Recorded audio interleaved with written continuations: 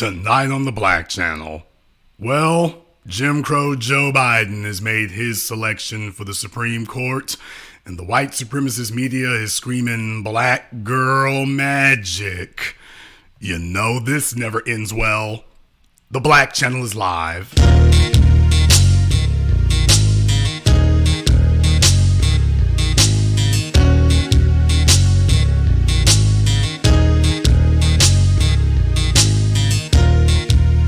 Unapologetic, unadulterated, and absolutely uncompromising. Greetings, brothers and sisters from around the world, and welcome back to the home, the haven, the stronghold, and the everlasting superfortress of intelligent black thought. We are the Black Media. This is the Black Channel. And I am your host, your brother, your humble servant, the voice of Black America, the Black Authority, broadcasting to you live from the only historically black college and university of higher education and learning in the cosmos. You are, of course, welcome to join us. And join us you shall, because on tonight's program here, it's been a very busy week on a number of different levels. It's actually been a very busy week out here as far as news and events are concerned. And if you listen to the corporate white media, they're going to tell you that, well, we got bigger fish to fry, and whatever the new black media was talking about before needs to be swept to the side. Much to their chagrin, we haven't changed message. We haven't swept anything to the side, and we're completely staying on code and on course.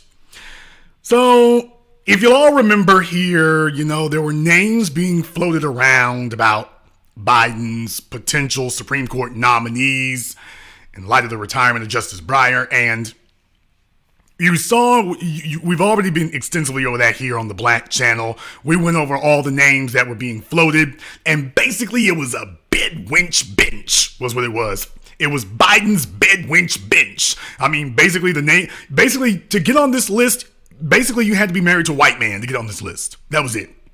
And by the way, that sounds familiar. Kamala Harris. This just shows the extent to which Jim Crow Joe Biden understands the power of miscegenation, if you will. He understands the power of racial genetic dominance. So if you are not a black woman who has bowed and submitted to a white man in your home, you can't be You're nobody that Joe Biden is going to put into power. The only black females that Joe Biden approves of are the black females who have bowed to a white man. And that's it. It is so obvious. It is sick. It is disgusting. But that's what you're dealing with right here. That's what you're dealing with. And all the old niggas who are out there telling you that, by the way, because there's a whole bunch of them out there. Whole bunch of them out there who would have loved to have had the opportunity. Well, if I was a little bit younger than Mr. Biden, I'd come show you how to cut a rug there, baby. Imagine you would. In any case, you see what the qualifications are now to be on Biden's bench. So he stacked the Bedwench bench as much as he could there. And now he's finally made a selection. He finally chose one. And he chose Ketanji Brown Jackson. Now, folks, I'm gonna warn you in advance. Tonight's program is gonna be a bit wonky. You've been warned up front. But we are the new black media. And as the headquarters of the new black media, the anchor man of the new black media, if you will, it is incumbent on me to go into withering detail so that you all get all the information that you need. All I ask from you all here tonight, because YouTube is going to mess with us at some point. They're coming for us tonight. They're not going to let this program pass without messing with it. I'm just letting you know right now. They're going to go after this program. So I need you all to make sure you hit the likes for me. Go ahead and smash the likes, because YouTube is going to try to suppress us, and make sure you share the program, because YouTube is going to try to hide us. So make sure that you share the program and hit my likes for me. If you're feeling what we're saying here, hit the thumbs up in the chat room and hit the like button because we're going in heavy. Now, from the BBC story here, I'm going to read something to you here. Now, I really, to be totally honest with you, I got to read the whole thing. I've got to read the whole thing to put this into context. What I'm going to do is I'm going to start reading, okay? And I want you all, for those of you listening live or recorded, I'm going to start reading, and I want you to time it so that you can get it down to the second. I'm going to read it without interruption, and I want you to just time it. We're going to start in 3, 2, 1. Supreme Court, Biden nominates Ketanji Brown Jackson to top court. She will be the first black woman to serve in the court's 233-year history if confirmed. She will replace liberal Supreme Court Justice Stephen Breyer when he retires at the end of the court's term in June. Ms. Jackson, a federal appeals judge, said on Friday she was, quote, humbled by the nomination. Announcing the nomination on Friday, President Biden described Judge Jackson as an extraordinary candidate with an independent mind, uncompromising integrity, and a strong moral compass, end quote. When the Senate divided 50-50 between the parties, Democrats have just enough votes to confirm President Biden's choice if they all back her. Vice President Kamala Harris has the deciding vote in the case of a tie. Justice Breyer's replacement would not shift the court's current 6-3 conservative majority. The Supreme Court plays a key role in American life and is often the final word on highly contentious laws, disputes between states and the federal government, and final appeals to state executions. For any Supreme Court justice nomination, the president first chooses his preferred candidate, and the Senate then votes to confirm that nominee, which requires a simple majority. Senate Majority Leader Chuck Schumer said Senate Judiciary Committee will begin hearings, quote, in the coming weeks. Ms. Jackson, 51, currently serves on the influential U.S. Court of Appeals for the D.C. Circuit. 3 current Supreme Court justices previously served on that court. The jurist has 2 degrees from Harvard University, which she attended as an undergraduate and as a law student, and once served as editor of the Harvard Law Review. Ms. Jackson has said when she told her high school guidance counselor she wanted to attend the prestigious Ivy League school, she was warned not to set her sights so high. Mr. Biden first promised to nominate a black woman to the top court 2 years ago while campaigning for the Democratic presidential nomination. Black women make up just 3% of the federal judiciary, according to data from the Federal Judicial Center, the court system's research arm. Ms. Jackson's nomination is historic for more than one reason. If she is confirmed, 4 women will sit together on the 9-member court for the first time. Quote, for too long, our government, our court, hasn't looked like America, Mr. Biden said on Friday. I believe it's time that we have a court that reflects the full talent and greatness of our nation. There have been just 2 black Americans on the Supreme Court to date. Justice Thurgood Marshall was nominated by President Lyndon Johnson in 1967, and Justice Clarence Thomas, who still sits on the court, was nominated by President George H.W. Bush in 1994. Ms. Jackson was born in Washington, D.C., but grew up in the Miami area. At her 2021 confirmation to the appellate court, she credited a background of public service with her decision to work as a public defender. Her parents are both graduates of historically black colleges and began their careers as teachers. And her brother was a police officer who served in the military. When Ms. Jackson was a young child, her father attended law school. Quote, some of my earliest memories are of him sitting at the kitchen table reading his law books, she said on Friday. Ms. Jackson also has a connection with the justice she will replace. She clerked for Justice Breyer during the Supreme Court's 1999-2000 term. On Friday, she praised her former boss for his, quote, civility, grace, pragmatism, and generosity of spirit. Quote, Justice Breyer, the members of the Senate will decide if I fill your seat, but please know I could never fill your shoes, she said. In 2012, then President Barack Obama nominated Ms. Jackson to serve as a district court judge in Washington, D.C. During the 8 years she spent on the district court, she penned more than 500 opinions. Among them, she ruled that Donald F. McGahn II, the former White House counsel to President Donald Trump, had to testify in the Russia meddling probe. Quote, "Presidents are not kings," she wrote in the 2019 ruling. Ms. Jackson, a liberal justice, has a family connection to Paul Ryan, former House Speaker and ex-Republican vice presidential candidate.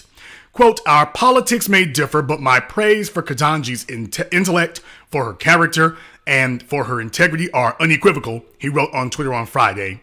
He is related to her by marriage. Ms. Jackson's husband is a surgeon, and she has 2 children. While her nomination has been widely praised by Democrats, 2 South Carolina Republican Senators Lindsey Graham and Tim Scott criticized the president for choosing Ms. Jackson over Michelle Childs, a judge from their home state. Judge Childs was reportedly on Mr. Biden's short list. Now, I'm going to stop reading right here. I'm going to stop reading right here because if you were timing it, did you see how long it took?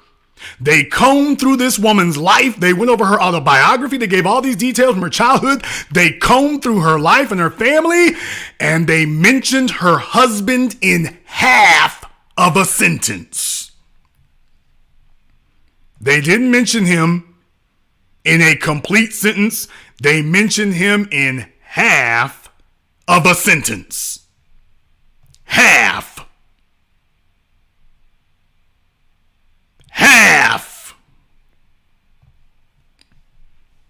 Did you see how long it took for you to get there? And when you finally do get there, they mention him in half of a sentence. People, even the BBC, the British Broadcasting Corporation, even they understand this is a huge problem. That's not accidental when you're burying this man like they are. That ain't an accident. That's deliberate. They're letting the world know, yeah, we need to hide him under a damn blanket.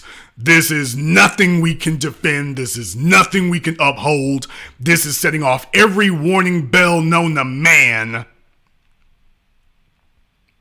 This is setting off every alarm sound known to man. So even the BBC is letting it be known, yeah, we can't defend this garbage. They mentioned him in passing, half of a sentence. Miss Jackson's husband is a surgeon and she has 2 children. They keep walking and then they don't mention him. By the way, the reason I don't have to read the rest of the article is because they don't mention him again. They don't say a word about him again. So when they talk about liberal, it sounds to me more like slave play, which is what you got to be in order to get approved by Joe Biden. Just in case you were wondering, just in case you thought that that might have been a misnomer there.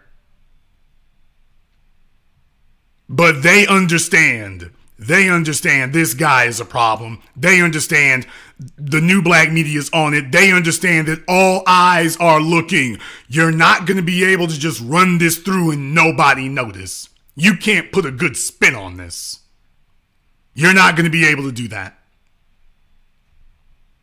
You also notice they mentioned Barack Obama in passing. They understand, people, they understand that the wind direction has changed. They understand that. And you also notice they're trying their old tricks here. Well, you know, it's black, blackity, black, black. Everything's black. Oh, first black woman, black woman, black, blackity, black. Yeah, that's supposed to be the window dressing. But they're not going to select her if she's not safe. If she were truly a threat to the system, she wouldn't have gotten this far. They selected her because just like Kamala Harris, they know what they got. They know what they're dealing with. They know what they have. And that's the point. They didn't choose her by accident. They didn't choose any of the Bedwench bench by accident. The idea was supposed to be that you were supposed to be thinking one thing, but no. No, the fix is already in. You don't even have to ask. The fix is already in. What they're checking to see is how much a black society is going to go along with this. They're trying to gin up as much support as they can. By the way, no, it shouldn't be lost on you. The last year, it was Juneteenth. This year is a black female on the Supreme Court. So they're doing every desperate measure that they possibly can at this point. Every desperation tactic. As I told you all, they understand they are in huge amounts of trouble. They're in gigantic amounts of trouble. It's not working. It is not working. And by the way, this is all the good news. By the way, this is the good news. Haven't even gotten to the bad news yet. Now, case in point, I want to go back over some of the points in the article here.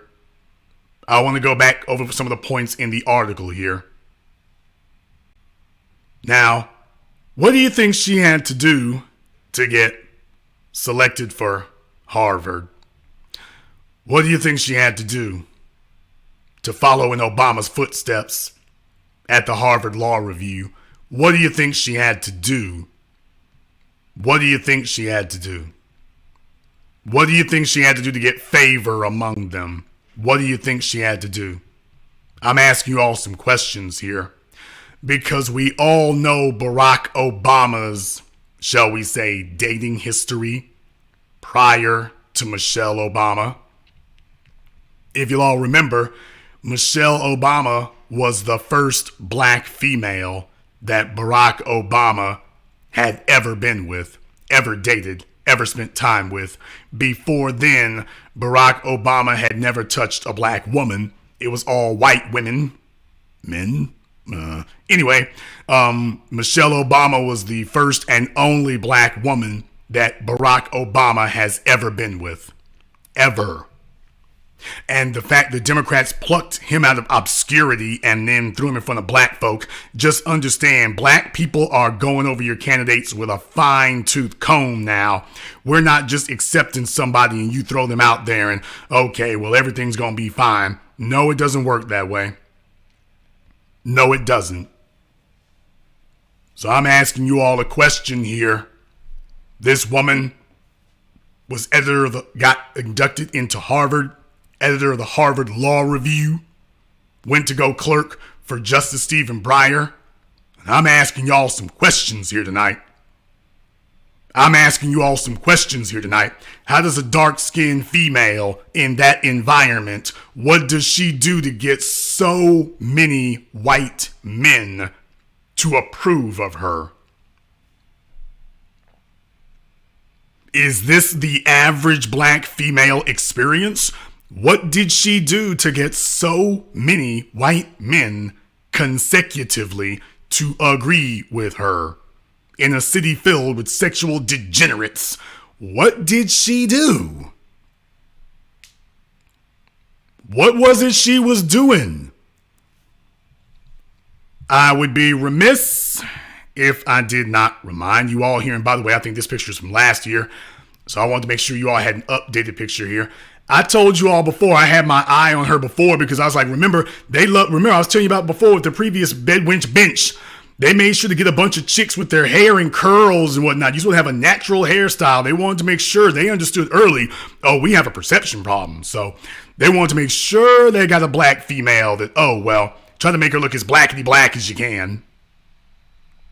At least give us the optics.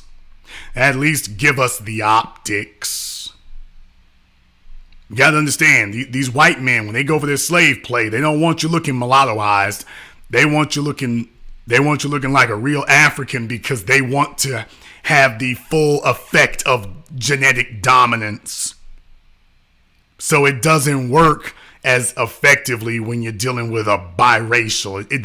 That's not really what they want. What they really want is that true fruit of Africa. They really want that dark-skinned, kinky-haired, thick-lipped. They want the whole 9 yards. Because you see, you can't beat the black men in the arena of competition. So this is another form of dominance here. So they want a black female who looks the part, is what they want. They want one who looks the part. They want one who is undeniable. So that when she do her thing, it hits different when she do her thing. In the chat room, I don't know what she did. But whatever it was, they was liking it. So I don't know. I don't know what she did year after year, school after school, place after place. But whatever it was, it kept opening doors for her, didn't it? So maybe the rest of you need to figure out what she was doing. Maybe the rest of the sisters need to figure out what she was doing, what she been doing. Because whatever it is, it damn sure opened up doors for her, didn't it? I mean, it opened up doors all the way to the damn White House. So you tell me, I don't know what it was. I don't know what it was. But I do know it worked. I do know it worked year over year, year after year. I do know it worked with young white men and it worked with older white men. I know it worked with lower income white men and upper income white men. I know it worked with everybody. So you all can do the research on that. I don't know what she did. I just know it worked like a son of a gun year after year. And apparently the rest of you black females ain't doing it. Either you ain't doing it or you ain't doing it right. I don't know which it is, but apparently what they saying is y'all need to step your game up.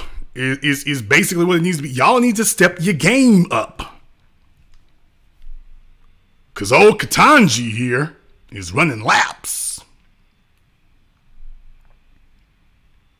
Now, we all remember Kamala Harris.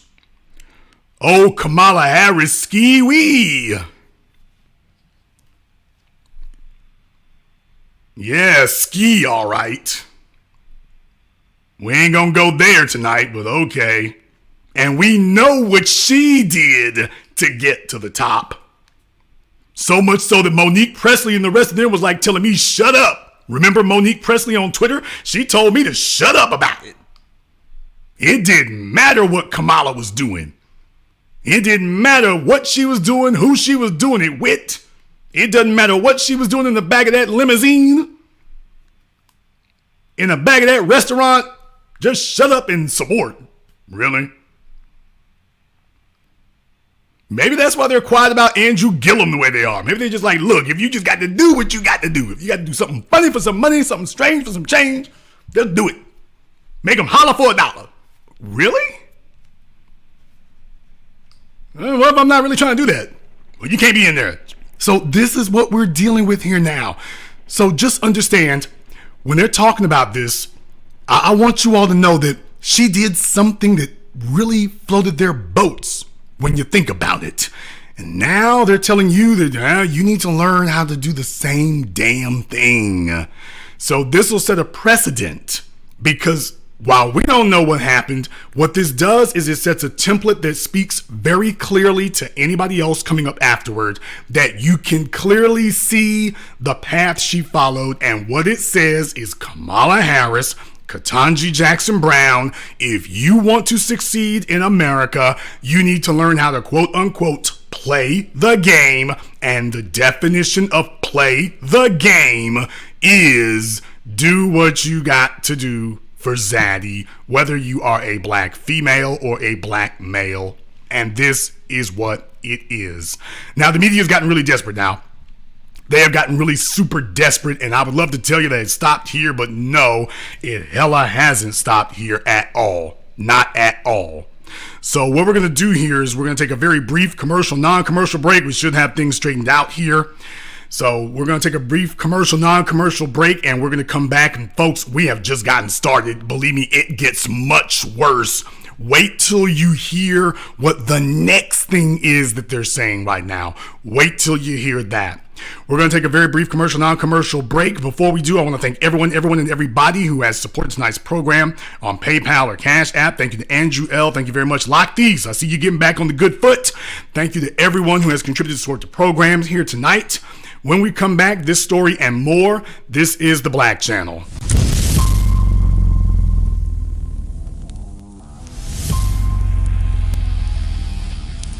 I am black first. I am empowered. I am on code. I am motivated. I am a proud foundational.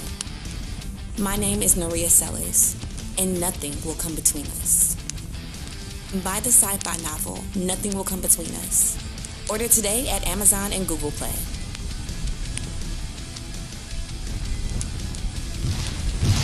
Visit spiritofo1811publishing.com. Our story, our family. Join 6zeros.net, a forum built to discuss all things relevant to black people. On our forum, a check doesn't mean you're famous. It means your blackness has been verified by our staff. Sorry, Chad. We also have premium merchandise with same-day shipping on most orders. And when you're ready for some dope content, check out the 0 Hour blog. Don't just sign up, post. I'm having a really good time with you tonight. I'm having a good time with you too. Want to go somewhere private? Just for us? I like that. Great. Meet me at 6zeros.net. Black owned, black operated.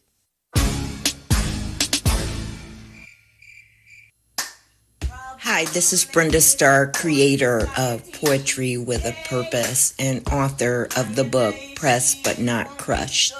Pressed But Not Crushed is an anthology of political poems that address current and historical issues in American descendants of slave population and African American population. The book describes slaveries and its residuals, Jim Crow segregation, social depredation, and other relevant issues to American descendants of slaves and African Americans, including the current political climate that does not address our issues.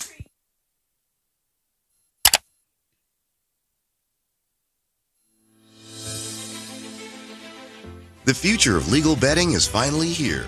Place a bet using CashApp with Bitcoin right over the phone. Unlike with traditional gambling sites, every bet you place with us, you're guaranteed a 50% probability of winning. All of our bets are one-on-one against a real person and never the house. We offer some of the most unique bets in the industry. Bets like, will LeBron James win his 5th NBA title? Will Joe Biden be elected for a second term? Will Tesla be worth $1 trillion by the end of 2022? You can even bet on if it will rain tomorrow. You can literally bet on any future event. Text the phrase I bet to the number on the screen, and I'll reply with a list of all our available bets.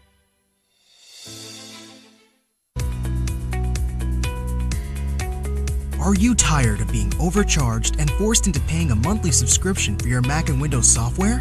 Well, if you are, currently we're having a 50% off discount on all the latest Mac and Windows software, such as AutoCAD, SolidWorks, Photoshop, Microsoft Office, and much more. Our 50% off discount will be ending soon, so be sure to text us NEED SOFTWARE to 323-407-8214. That's 323-407-8214. We aim to please, so expect 24/7 technical support, the latest premium software, instant software links delivered to your email, and PayPal's buyer's protection guarantee.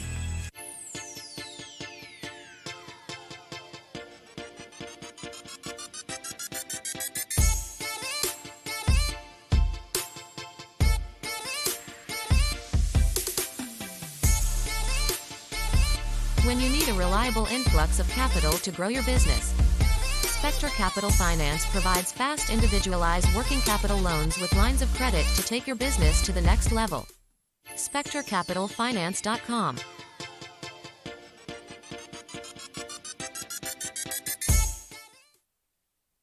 This is The Black Channel.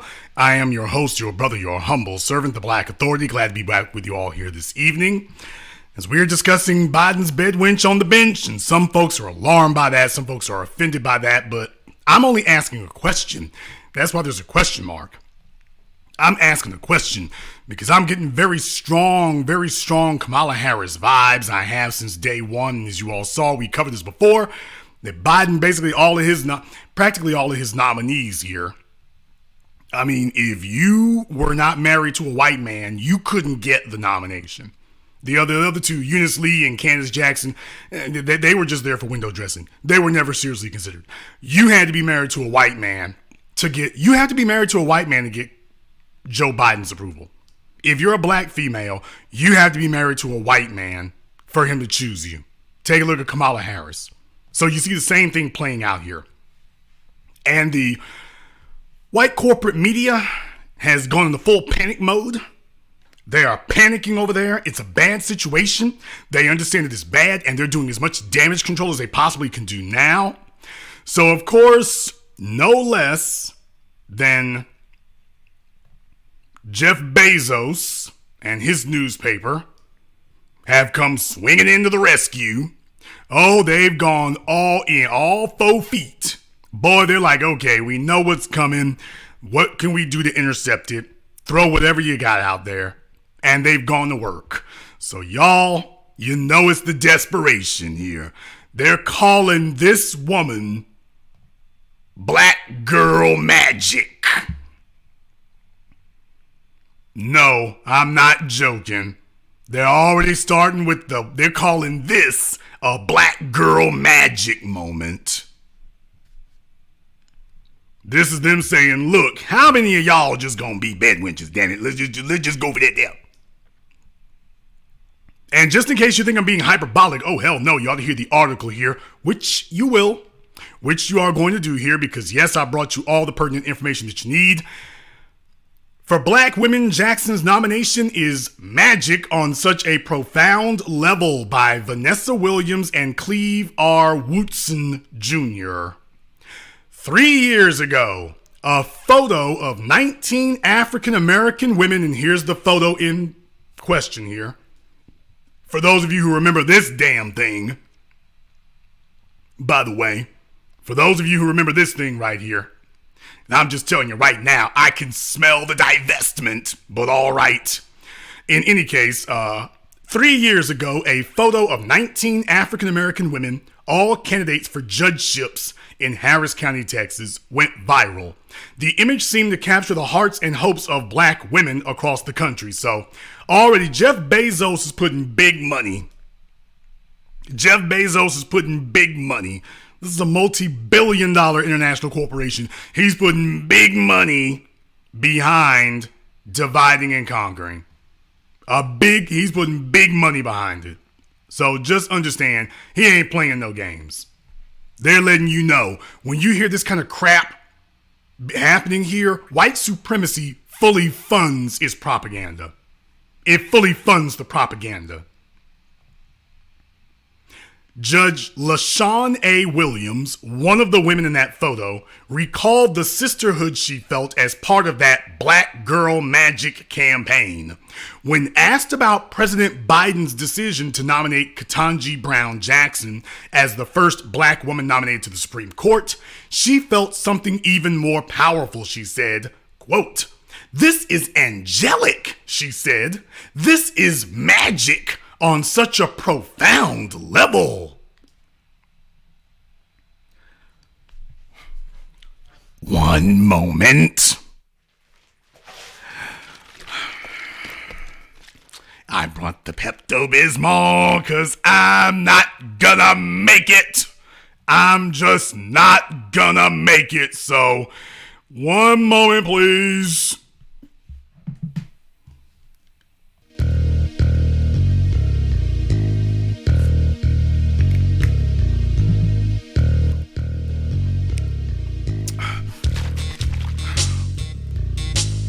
Oh boy, yeah, I needed a minute there. That's gonna be a tough one. Yeah, buddy. There's even so much bull crap that I can tolerate all in one sitting. So yeah, I gotta tap for a break here, man. Got to. I ain't got one of the Biden bass pipes. Aren't y'all glad I'm not one of them, boy? The Biden bass pipes, it'd be like, okay, let me take a minute. Let me take a minute to drag one. As we were saying, now I want you all to listen carefully to this next part. Listen carefully, okay? In case you were wondering if this was not simply a super calibrated opinion propaganda piece aimed specifically at breaking down black people's logic and reasoning, and to break down the arguments of the new black media to try to load it, listen to this next part. Williams, who serves on the county's civil court, didn't get to see the ceremony in which Biden introduced Jackson. She was on the bench Friday presiding over cases, but she described herself as being, quote, over the moon about the president's choice to fill his first vacancy on the high court. Quote, she's a real sister, Williams said, noting that Jackson wears her hair in sister locks. Quote, a beautiful brown sister. So smart, so eloquent. I have been beaming all day.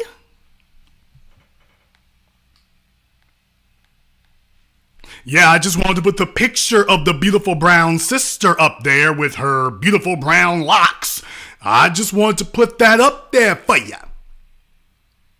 Because I want you to understand when I'm telling you, these people know what the hell they're selecting. They know who they're letting through the door. You got to pass the test to get these folks stamped. So they're going in these classrooms and these universities, and they're letting Zaddy know. It's like, hey, choose me. I'm going all in. Choose me. So this is Jeff Bezos and the Washington Post. This is their article. So just notice what they were saying there.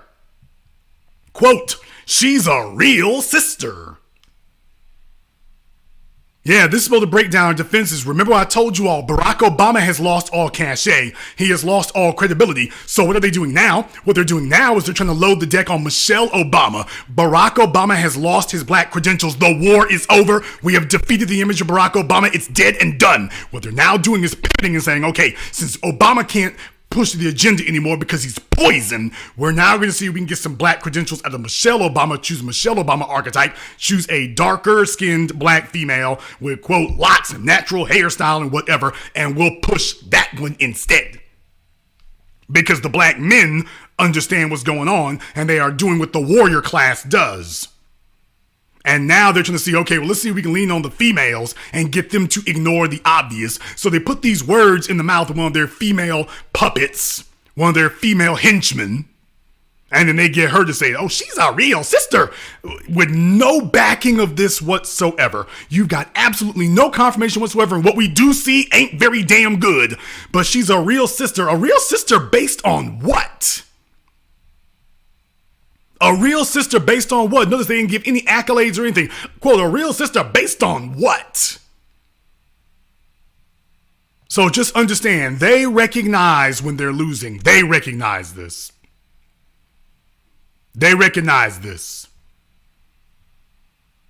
If y'all feel it, hit the likes and give me a thumbs up in the chat room. Now they go on to say here, if she is confirmed by the Senate, Jackson would become the third black person and sixth woman to serve on the court since its 1789 founding. The 51-year-old currently serves on the U.S. Court of Appeals for the D.C. Circuit. Biden promised to name a black woman to the Supreme Court during his 2020 presidential campaign and reiterated that vow last month when Justice Stephen G. Breyer announced his retirement. The news was met with excitement by black women activists. So basically, you got a BLM organization article here is basically what you got. So that's essentially what you're getting here. Shout out to everybody leaving the thumbs up and a like on the video here. We appreciate that. YouTube is hating. We're going to give them plenty more to hate on. We're rolling over 5K deep in here today. We're rolling over 5K deep tonight. The article goes on to say on Friday, as the nominee was announced, those women felt a profound sense of pride and appreciation for the decades of struggle of black women to be seen and heard in the nation's most important institutions. Even before Biden formally introduced Brown and her family at a brief ceremony, black women were celebrating the historic moment. Quote, I was literally in my hotel room preparing to go down for breakfast and my cell phone started ringing off the hook. I have 2 cell phones and they were both ringing, so I knew something was going on, said Jeanette McCarthy Wallace, the general counsel of the NAACP. As a black woman who was discouraged from going into the law profession because of the low numbers of black women in the legal profession, this is especially gratifying to me to be able to witness this moment. Well, it's never been black men who have been discouraging black women to go into the profession here. So in other words, it's like, well, I overcame Zaddy. Now that I overcame Zaddy, let me go and see if I can get Zaddy's approval. Desperate, disgusting, and of course it's the NAACP. The country's first black female judge was Jane Bolin, appointed in 1939 to family court by New York Mayor Fiorello LaGuardia. Bolin was the first black woman to graduate from Yale Law School. Her father, Gaius Bolin, was a lawyer and tried to dissuade his daughter from the aggravations of the legal profession. She told the New York Times in a 1993 profile that she struggled to find work when she applied to law firms in Poughkeepsie, where her family lived. Quote, I was rejected on account of being a woman, but I'm sure that race also played a part. She said, I was rejected on account of being a woman, but I'm sure that race also played a part. So people, since the very beginning, what they do is they check you and verify you for that Bedwench gene.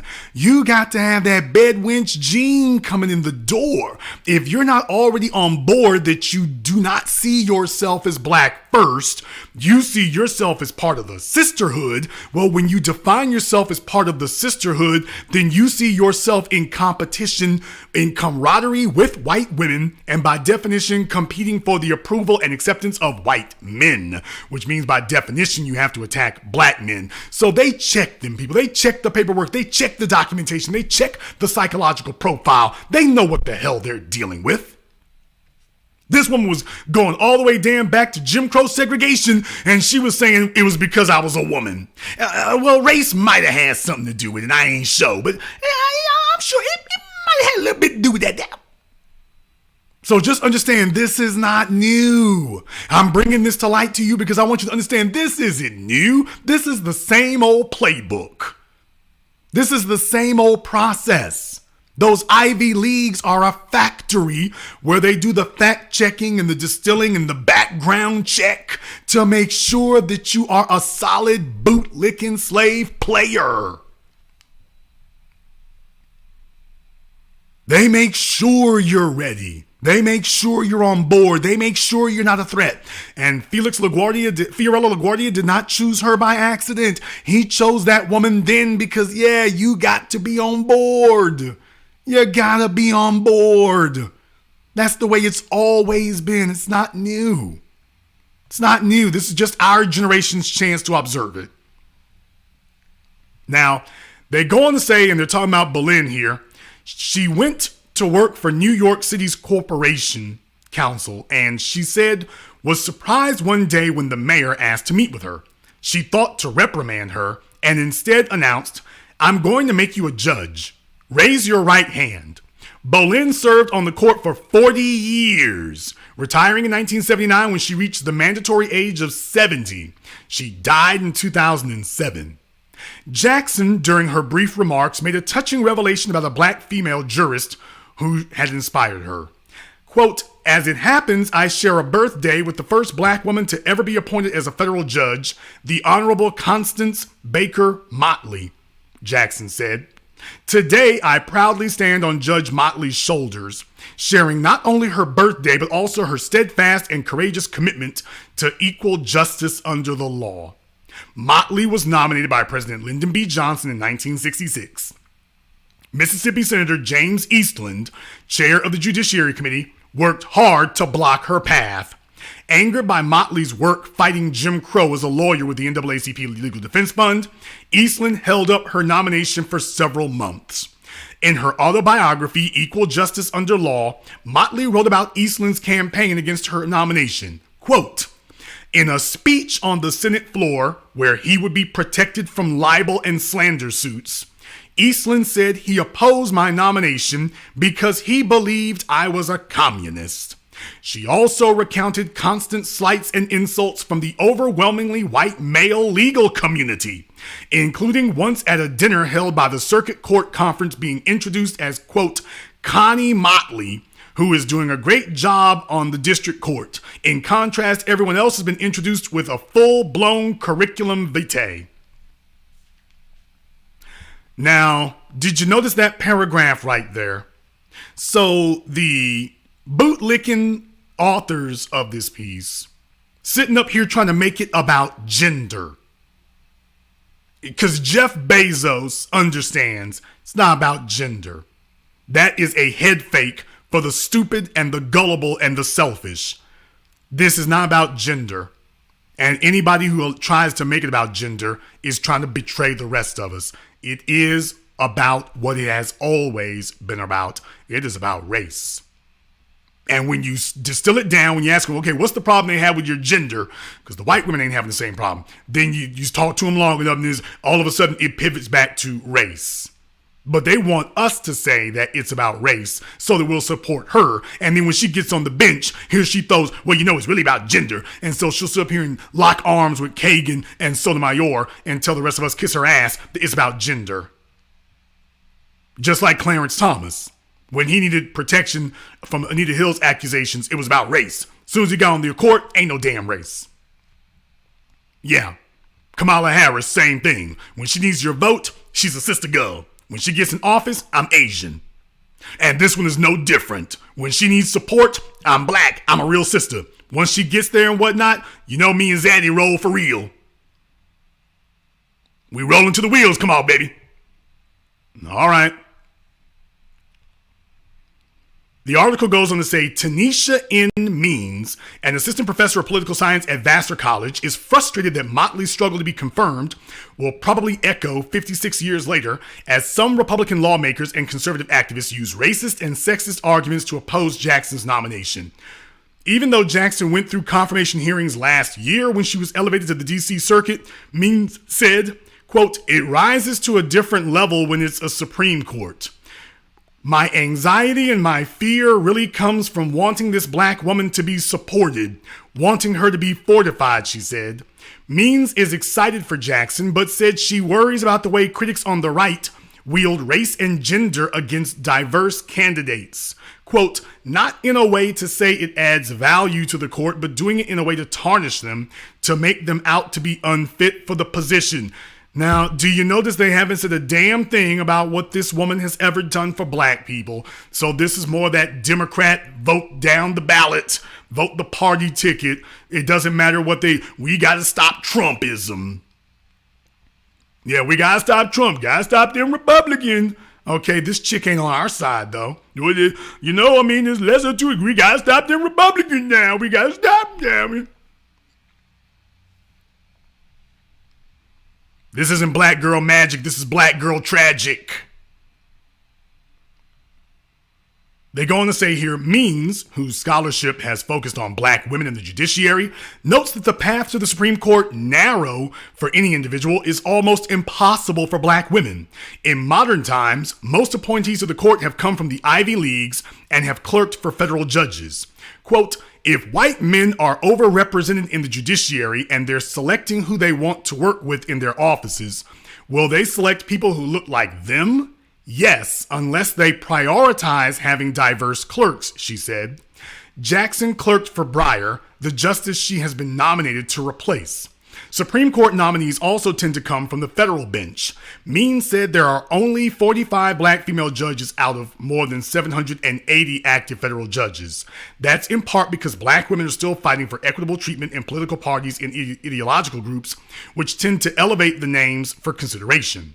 Melanie Campbell, president and CEO of the National Coalition on Black Civic Participation and convener of the Black Women's Roundtable, is among activists who have been publicly and privately pushing for a black woman on the high court for more than a decade.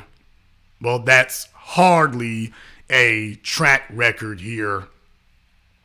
That's hardly a track record here of steadfast dedication, by the way, for 10 damn years. I mean, that's not even when Obama was in office, not the beginning of his term. So just the last 10 years, somebody here is late to the party. Somebody here is late to the party. Think about that for a few moments.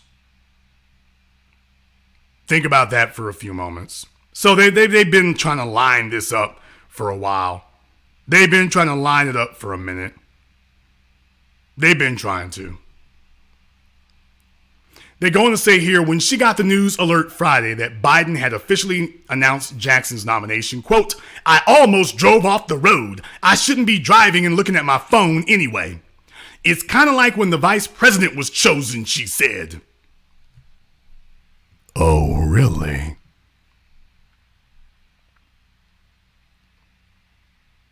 Yeah. It's kind of like when the vice president was chosen.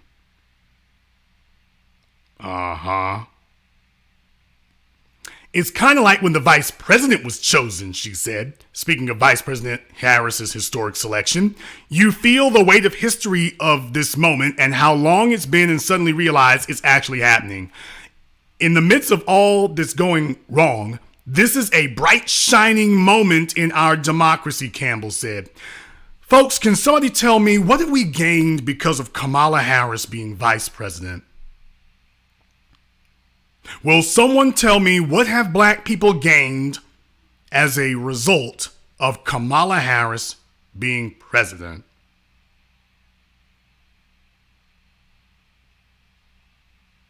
I'm asking a question.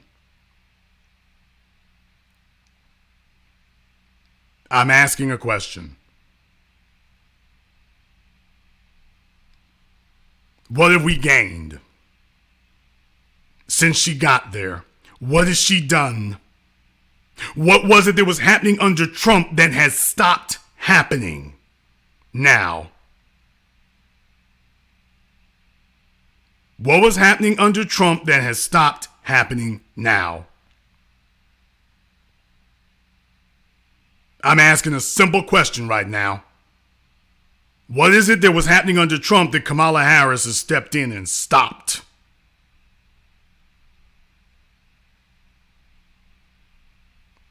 Think about that for a few moments here.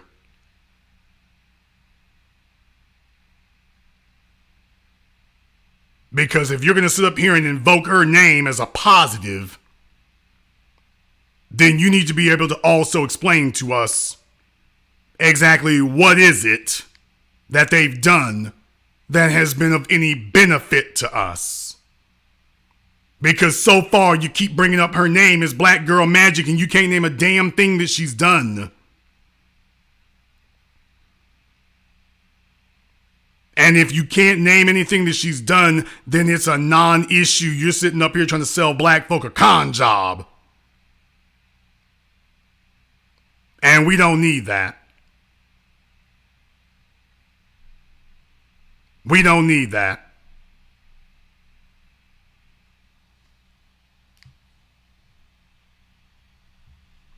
The article goes on to say here, back in Texas, Williams said she was looking forward to watching the full video of Jackson's remarks. After she left court Friday, she had to pick up her 9-year-old daughter from school, so she hadn't had a chance to savor this moment. Williams, 53, said that she is a first-generation college graduate and that she, quote, didn't know any lawyers or judges growing up. I watched them on TV. But her daughter has an abundance of role models. There's Harris, who her daughter met in 2020 when Harris was campaigning in Texas, and Williams adds she's got 17, 18 aunties. They are all judges, she said, referring to that viral photo of the Harris County black female judges. It's just great for girls, she said. It would have been great for me, but it's great for my daughter and all the other little girls. We're over the moon down here.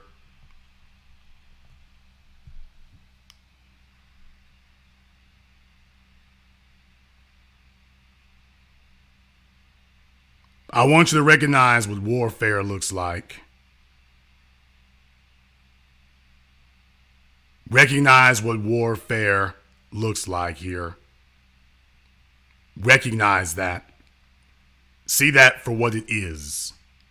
Recognize when you are up against warfare. Recognize when they are letting you know what they really think. Recognize when they are making it clear that they're on a mission. And they are not going to come out themselves. Obama has taught them, yeah, you need to send somebody out there who doesn't look like the white male establishment. Send one of their own. Send one who looks like them. And when you get ready to defend it, see if you can intercept the talking points. Well, she's not light-skinned. Oh, she's got her hair crinkled and whatnot. And just see how many Negroes there are who are still eligible and still eager to kiss the boots, to kiss the ring, to toe the line. See how many of them are still ready, willing, and eager to do it. That's the point. See how many are ready, eager, and willing, because that's what we're really looking out for here. We're really looking out for that. And if you can get that to happen, then maybe you'll have enough camouflage to be able to hide the real agenda long enough, and then next thing you know, we look up and it's been another damn 40 years, or in this case here, she's 50-something years old, so at least another 30 years. See if we can get that to happen instead. See if we can at least get that to occur.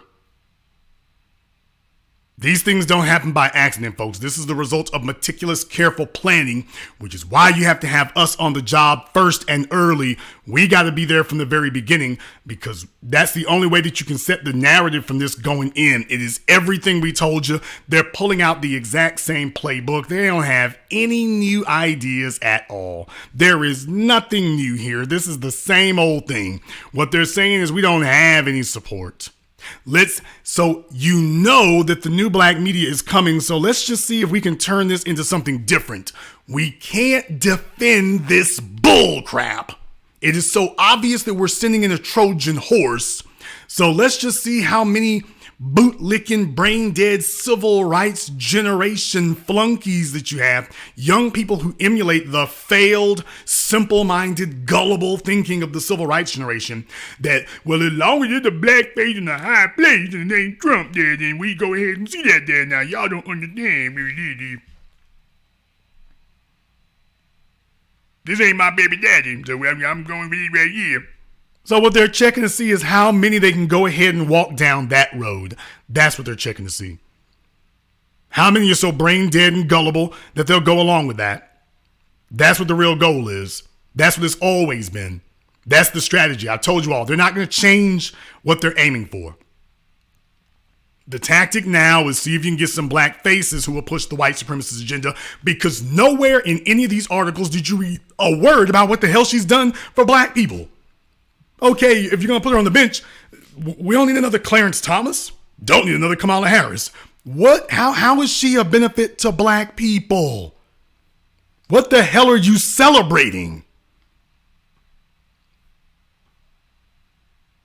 What makes her of any benefit to us? What is she doing that is of any benefit to us whatsoever? What are we supporting here? You talking about you almost ran off the damn road. What the hell are you so excited about? What is it that you're sitting up here and jumping up and down and doing a plantation jubilee jig for? What are you so excited over? Because if you can't explain to me what you're so excited over, then there's nothing to be excited about. There's just a problem. And we can't be simple-minded about these things. We have to be sophisticated because we're up against a sophisticated form of manipulation. And we have to be more sophisticated than this. Don't try out no damn Michael Eric Dyson to me neither. This is not the lane for the propagandists and the shills who are still looking for a media job. This ain't your lane. You're going to have a number of failed individuals who are going to sit here with the Democratic Party is giving them the call. You know for a fact, old bowling ball Martin over there, you know full well he already got the ring. Now, Roland, we didn't really hire you for nothing here at the White House or whatever, but if you ever want us to even think about it, you better get over there and shill. Well, no. I mean, maybe if I talk to him a few times here, maybe y'all will come back in a year or so here. Can I get an interview with Vice President Harris? Maybe we can do that in a year or two. All right, Roland, calm down. We'll see. Well, thank you, sir. I appreciate that, President Biden. All right. No, people, just understand here. They saw it, they knew it, and the message has gotten through. When you are bringing out this many media outlets, when you're bringing out the big guns, when you're bringing out the sister girl talk, when you're doing it this damn early, they're letting you know, oh, we are in huge amounts of trouble, and we understand it. We're in huge amounts of trouble. I told you all a decade ago, if you are waiting for the national media to put out an article that says that black people have gotten a narrative of their own and are having conversations that is not being steered by the corporate media apparatus, you will die before you ever see that headline. That's not going to occur. I told you all, watch what they do. This article here and all the others, this is media interception. Because they are terrified to death of having a competent media class that is sitting, a competent black media class that is over here dissecting the facts of it. She's your color, but she ain't your kind. And that's the game they're trying to play, is that she's been rolling deep cover all this time. She's your color, but she's not your kind. And that's the real point that we've been making. However, there's more to it than that, so the telephone lines are now open. The number is 646-787-1933. That's 646-787-1933. Your personal access code to the blackest radio program in existence, the only one of its kind on planet Earth today. You're, of course, welcome to join us. Thank you to everyone who's contributed to support tonight's program here on PayPal or Cash App as well. Mr. Richburg, Andrew, and Keith, I appreciate that. Thank you very much. We appreciate your support. And to all of you here, make sure you hit the like button on this. YouTube is going to hate. They are already hating, trying to suppress it. But this is what we have here. There's a reason why you have thousands of people looking at this today, because this is very, very consequential. You're going to have your kids sitting up here looking at the Supreme Court, and you're going to see Clarence Thomas on one end and Ketanji Jackson Brown on the other end. And when you take a look at these two individuals, you start noticing that there's a big ass similarity between them. Yeah, they're both in different political parties, but there's a complete similarity between them.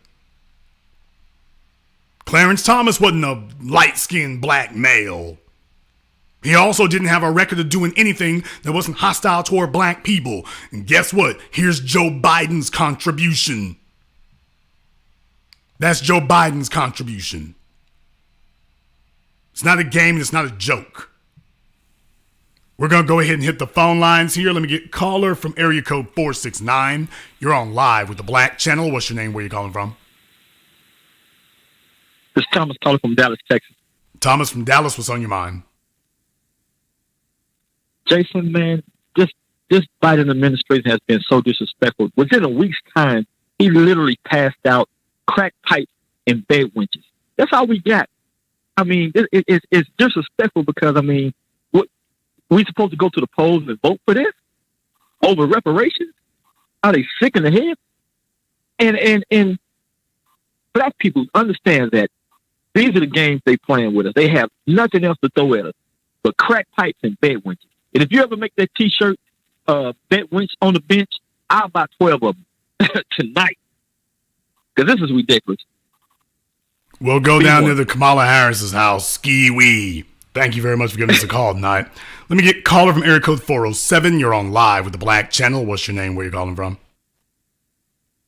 Chris Foster from Waco by way of Florida.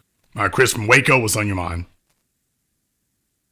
Man, we don't give a fuck about this Bedwench. We don't give a fuck about Ukraine. We don't care about Russia. They can blow each other off the face of this map. We're tired of falling for the okie doke. Cut our fucking reparations check because we're not falling for the banana in the tailpipe anymore. Actually, this Biden giving out crack pipes to the black community or whatever, I may be wrong in saying this, but that's actually a good thing. Maybe it'll wake black people up and stop spinning and falling on the continuous treadmill to nowhere. So we can probably finally wake up to what's going on and vote for our own, very much own agenda. That's all I got to say. Be one. Thank you very much for giving us a call here tonight. And certainly, the more blatant it is, the better. Because, like I said, you got a whole lot of hard-headed Negroes out there who are still just following in the pathetic footsteps of the civil rights failed generation. So basically, you got to be standing in front of them with a damn Ku Klux Klan outfit on. And even when you do, they're going to try to run up and hug you, talking about the love of Jesus. So, like I said, there's some folks that no amount of abuse is too much for them. Let me get caller from area code 309. You're on live with the Black Channel. What's your name? Where you calling from? Hey, Jason Black. This is John. I'm calling from Peoria, Illinois. John from Peoria, what's on your mind? Hey, okay, I'm gonna make just a couple points real quick, and I'll be done. Okay, so I'm gonna ask you a question. Do you think it's gonna work with that move they just pulled with the new justice coming in, or at least we'll see if she get nominated? Well, I mean, we'll certainly see if that happens. My issue is about her age. Because, like I say, how many years do you think you're going to be able to get out of a 51-year-old? She's certainly in the tank and on the team. I think her chances are better than average. I haven't really seen anything they can go after except, we just don't like her because it's Biden's pick. But the problem is, it's his pick to make. So the odds are in her favor of getting there. The odds are in her favor of getting to the bench. Now, getting black folk to get behind her is a different matter. But her odds of getting to the bench are better than average. Okay, all right. And I'm just gonna make one point, and then I'm gonna hang up and let somebody else speak. So now that they got the war over in Ukraine going on, the United States pouring in all this money to fund a foreign war. So we don't have any money for reparations. Where is this money coming from now? Oh, no, it's coming from the same magic well it always does. The well is only dry when we show up. When we show up, there's money for PPE, there's money for stimulus checks, there's money for Corona. The well only goes dry when we show up. They only hang up the sign that says out to lunch when we show up. It's only empty when we get there. As soon as we turn around, the illegals show up. Oh, what do you know? Plenty of water in here again. Thank you very much for giving us a call. Let me get caller from area code 515. You're on live with the Black Channel. What's your name? Where you calling from? Mopreme Jones, Des Moines, Iowa. Mopreme from Des Moines, what's on your mind? Yeah, I'm just calling in, man. I appreciate you bringing this to the forefront because, see, if you notice around Biden, they have all of these white husbands backing these black ladies. Like, they don't want no black men, strong black men at all around in his administration. So they're trying to put all the black women and letting all the world know, black girls, you too can get a white man, and you too can get where I'm at. It ain't even based on them being, you know what I'm saying, really, really black or how they think and how they feel. That's what black is. Black ain't just that face. You know well, I mean? So let me explain to you exactly what's really going on there, though. I want you all to think about this for a moment.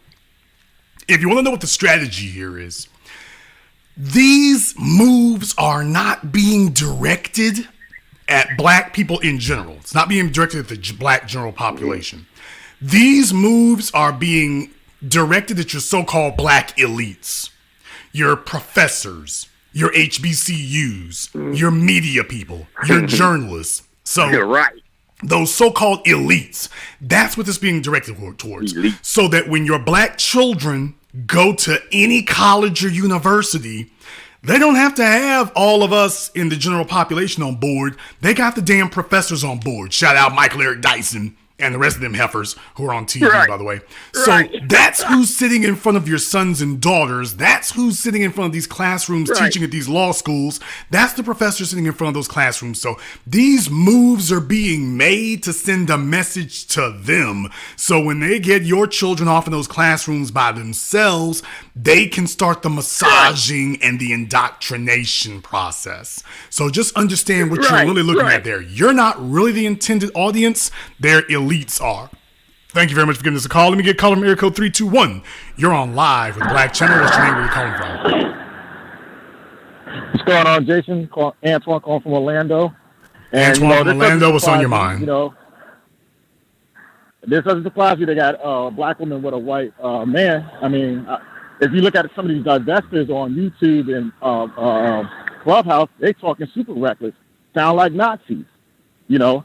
So of course they're going to pick one of those people, and then you can look at the background, you know. And if you know anything about women, who they're constantly screwing, they get that mentality, you know. A woman conform to the men that basically doing them, aka the husband. So you really got to understand is how that white man really thinks, and then I'll give you a clue how she really is. Well, the fact that they've been completely silent on black people tells you everything. Thank you very much for giving us. If Joe Biden approves of her, that's all you need to know. Take a look at Simone Sanders. Take a look at Kamala Harris. If Joe Biden approves of them, that lets you know everything you need to know right there. You don't really need to hear anymore. Caller from area code 571. You're on live with the Black Channel. What's your name? Where you calling from? My name is Shakir. I'm calling from Arlington, Virginia. Shakir from Arlington. What's on your mind? You asked the question, what is the benefit of Ketanji Brown to the black populace of being on the bench? And as you said, you know, there was no benefit, you know, with Clarence Thomas being there over 30 years on the bench. Well, when you said that, I was thinking to myself, what is the benefit of any black politician to the general black population? They don't deliver really anything. So I said, well, what is the litmus test when they come before us? And the short list would be where they stand on reparations, and are they for ending qualified immunity? And if they can't answer those two questions positively, then they're of no use to us. Do you agree? Well, absolutely, because what you're really articulating is an agenda. And that if we don't have an agenda whereby which we test and affirm the people who are asking us to support having an agenda, and by the way, that's what you're supposed to be doing. That's called having an agenda, and that's what you're supposed to be doing. You're supposed to have an agenda. YouTube is trying to mess with the stream again. You all know how it is. YouTube is messing with the stream. I warned you before we got started. YouTube is going to hate heavy. I warned you it was going to happen. I warned you it was going to happen. I warned you they were going to hate heavy. So just understand that. You knew that was the issue. You knew YouTube going to hate on it. But you know what? It's too damn bad because I'm sitting here dropping these bombs on you. Caller from area code 310. You're on live with the Black Channel. What's your name? Where you calling from? Malcolm from Carson. Okay, brother, you are fighting with your phone over there. I hope you win. Try again. What is your name? Where you calling from? Malcolm from Carson. Malcolm from Carson. What's on your mind, such as it is? Keep up the good work. We'll do that. Caller from area code 843. You're on live with the Black Channel. What's your name? Where you calling from? Yeah, this is Phil from Beaufort, South Carolina. Phil from Beaufort. What's on your mind? Yeah, people need to understand that she may be political, but there's only I think 100 people, 100 white, well, mostly white, but those senators all only have to vote on her. And she could have served up, abortion hors d'oeuvres. And if anybody says anything bad about that, they're going to say, well, you just saying that because she's black. And so, it's kind of a foregone conclusion that she's going to be in there. But I wanted to get a prediction from you as far as what you think, she thinks she's going to vote on and how it's going to look when she does vote. I mean, basically, it's going to be Obama and Harris. I mean, she's behind closed doors, if you pardon the expression. So she's on the team. So she basically is going to be an empty suit just doing whatever they want. That is it. She's concerned about getting to the cocktail party. She's concerned about getting her credentials. She's concerned about that. She's been waiting her whole damn misguided life to get here. So she's going to do whatever they want. She's going to shine their shoes, lick their boots, wash their car, wax their bumpers. She's going to do whatever they want her to do. So just look for that Kamala Harris, Barack Obama subservience that you've been seeing. Only now it's on the bench. That's it. So whatever way Biden is going, look for her to just simply follow suit. Thank you very much for giving us a call tonight. Let me get caller from area code 302. You're on live with the Black Channel. What's your name? Where you calling from? How you doing? This is Vaughn from Delaware. Vaughn from where at in Delaware? Daxboro. Okay, and what's on your mind? Oh, my question is, when are black people are going to stop with the stop for the symbolism? That's all I got to say to you. Yeah. Thanks for taking my call. Okay, y'all, he thinks we actually heard him too, brother. Okay. For those of y'all out there still rocking those Nextel flip phones, please go ahead and trade them in. It's a new century. The world has moved on. Caller from area code 512. You're on live with the Black Channel. What's your name? Where you calling from? Hey, this is Eric out of Austin, Texas. Eric out of Austin. What's on your mind? Well, Mr. Black, first time calling in. Just want to say thank you for your work. But I just wanted to make a comment. I'm in a relationship, probably 6 months in now, and I've noticed that, I am, very political on these issues, and she is not. And as I educate her more on some of the props that are put in place with these black women that are put in these high roles, only to serve pieces of, the political the system of white supremacy, I noticed that it's driving more wedges in between she and I and many other relationships that I've interfaced with. And I just wanted to point out the strategy involved with when we come against these props that are put in place. Well, there's a few things that come into mind here, though. How old is she? 44. Yikes. I'm sorry, 42. Okay, there's your first. Okay. Slow down. There's your first issue. There's the first thing right there. What does she do for? Where's she from originally? Where are people from? Texas. School teacher. Are you sure her people are foundational or not? Well, now that you say that, yikes. Her mother and father are, I guess her grandparents, I think she said that they immigrated from maybe Jamaica or something like that. All right. Either great-grandparents or grandparents. All right. So, yeah, Kamala Harris energy there. What this serves as is a warning sign. The other thing is, you got to vet people. You got to vet, y'all, especially if this is the person who's going to be carrying your genes or carrying your legacy. You got to make this. You can't marry them first and then figure out if they on the black train or not. The black train or the coon train. We gotta find it out up front, because power only makes people more of what they already are. And then next thing you know, they hit you with the okie doke after they got in good, and there you go. So that's something to take a look at there as well. How long you all been married? Well, I was saying at the beginning, dating about 6 months in. So, you're dating. You've been dating for the last 6 months. Okay, so you're not married to her then. Right. So. Okay. Well. No, not married yet. It's just as I've noticed how political slow down. I am. Okay, slow down, sir. I got a program to run, so I can't allow a bunch of screeding on. I'm asking some questions. Gotcha. Does she have any children? Gotcha. Yes, she does. Okay. Well, brother, you kind of walking off into this one, aren't you? He's over here surprised. Ooh, I don't know how she's over. Why her politics skew that way right there? Obama phones and every damn thing else. So we got the Obama phones, the messed up lineage here. Guarantee if she wasn't able to get a man to marry her, she's already looking for white zaddy to be the government, to be the man in her house. So by definition, that's exactly the constituency that they're looking for there. So the mistake being made here is in any way considering her seriously for anything. That would be the only mistake a man could make in this situation. She's already helpless, defenseless. She's already been a disciplinary problem. So she is exactly the kind of delusional individual that Biden hands out goodies to, because like the illegals, she could never stay afloat if they didn't. So no, she's not looking for a black man to submit to. She's looking for a dude to trick off, but she's not looking for a black man to submit to. She's already co-opted and corrupted by the system. So yes, there's no surprise whatsoever in this. She doesn't have one warning sign. She's got several warning factors, risk factors going off here. Not just one, brother. So I never tell people to get out of their relationships. What I will tell you here is, don't expect this to get any better. Thank you very much for giving us a call. Like I said, you got to watch out for this walking in the door, y'all. These are risk factors. These are risk factors.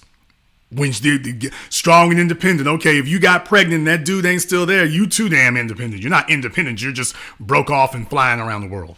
Let me get caller from area code 910. You're on live with the Black Channel. What's your name? Where you calling from? Hey, my name is Earl, calling from Fayetteville, North Carolina. Earl from Fayetteville. What's on your mind? Yeah, well, I thank God for one thing. I have an FBA wife. Thank God she's completely FBA. We've done our lineage back to the 1870 census. But what I want to touch on, I want to ask you a couple of questions. One, is this Bedwench? Is she actually FBA? Number two, is that a sustainable strategy for the white supremacist Democrats, getting bedwenches or people who are anti-black or like the Al Sharptons and stuff, to undermine the FBA nation?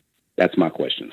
Well, first, as far as her lineage is concerned, so far I haven't been able to find anything that stretches out. So we are still looking at that. Here's the real problem. At this point, it doesn't matter. It wouldn't matter at this point. She's already tipped her hand. You know, not having the lineage is a risk factor, but it's not a sole solitary factor. So at this point right now, we've seen enough. As far as I am concerned, if Biden chose you, he chose you for a reason. And it's not going to be good for us. If he chose you, he chose you for a reason. Thank you very much for giving us a call here tonight. Let me get caller from code 980. You're on live with the Black Channel. What's your name? Where you calling from? Okay, caller from 910 has been abducted. There's a 980. You're on live with the Black Channel. Okay, 980 is playing with their phone. Caller from area code 510. You're on live with the Black Channel. What's your name? Where you calling from? Peace, and blessing. This is Otto from Oakland, California. Otto from Oakland, what's on your mind? Oh, my God. So it says, you know, Biden's bedwench, right? Is she on the bench or not? It don't even matter. The sad part about it is that we just got coons happy for singular opportunities, you know, just opportunists in this old generation. Okay. And just a quick story. I'm Muslim, so I'm on a board at the mosque, and I try to vehemently, you know, advise the other black, you know, it's a black mosque, you know, foundational black mosque, all members of the board, and the youngest person there, other than myself, I'm born in '82. The youngest person up before me is, or after me, I should say, is born in 1950s, and it's about 6 of us. So I'm basically talking to almost my grandparents' generation. And during the time, we were having a conversation about Kamala. And, you know, them Negroes was referring to, you know, old movies. They were referring to the coon the coon that sat by the door. Oh, she gonna sit by the door. Just wait till she gets in there. She gonna push some things around. these old niggas is living in fantasy land. And the sad part about the situation is when you put up all those Bedwenches and you show that they got most of them got zaddies and the other one for sure probably LGBTQ because ain't no black man looking for her. Let's just keep it real. So when you see that, you know what it reminds me of? It reminds me of the draft. It reminds me of single mamas throwing their children into the gladiators pens of NFL or NBA and just closing their eyes and wishing for the biggest check when their child comes out of there brain dead and beat up and missing all the cartilage in their bodies. So when I see black women, I'm sorry to say this, as a black man, I'm married to a black woman, but when I see black women moving up, all I see is careerists and opportunists. And the people that should be most scared are the children. The children, because black motherhood is this whole maternal thing that we used to have about Big Mama in the neighborhood. Man, that shit is out the window. Man, they throwing children in blenders and anything else just for red bottoms. So the maternity thing is gone. These black women of today, man, are on straight beast mode when it comes to morality. And you see what already the side that she chose. So this woman ain't gonna say nothing about. Let's be very, very clear here. They are selecting specific candidates. So we do have riders. So if all you're going to do is go based off of what Joe Biden has chosen, that's a different matter. Right. They are choosing specific individuals who will toe the line. Anybody else is not going to get a call back. Anybody else is not going to get a return. So let us not confuse the perception of what's going on with the reality. They are going to be very, very clear. We have a specific candidate that we're looking for. And if you're not, you can forget about making it through the law review.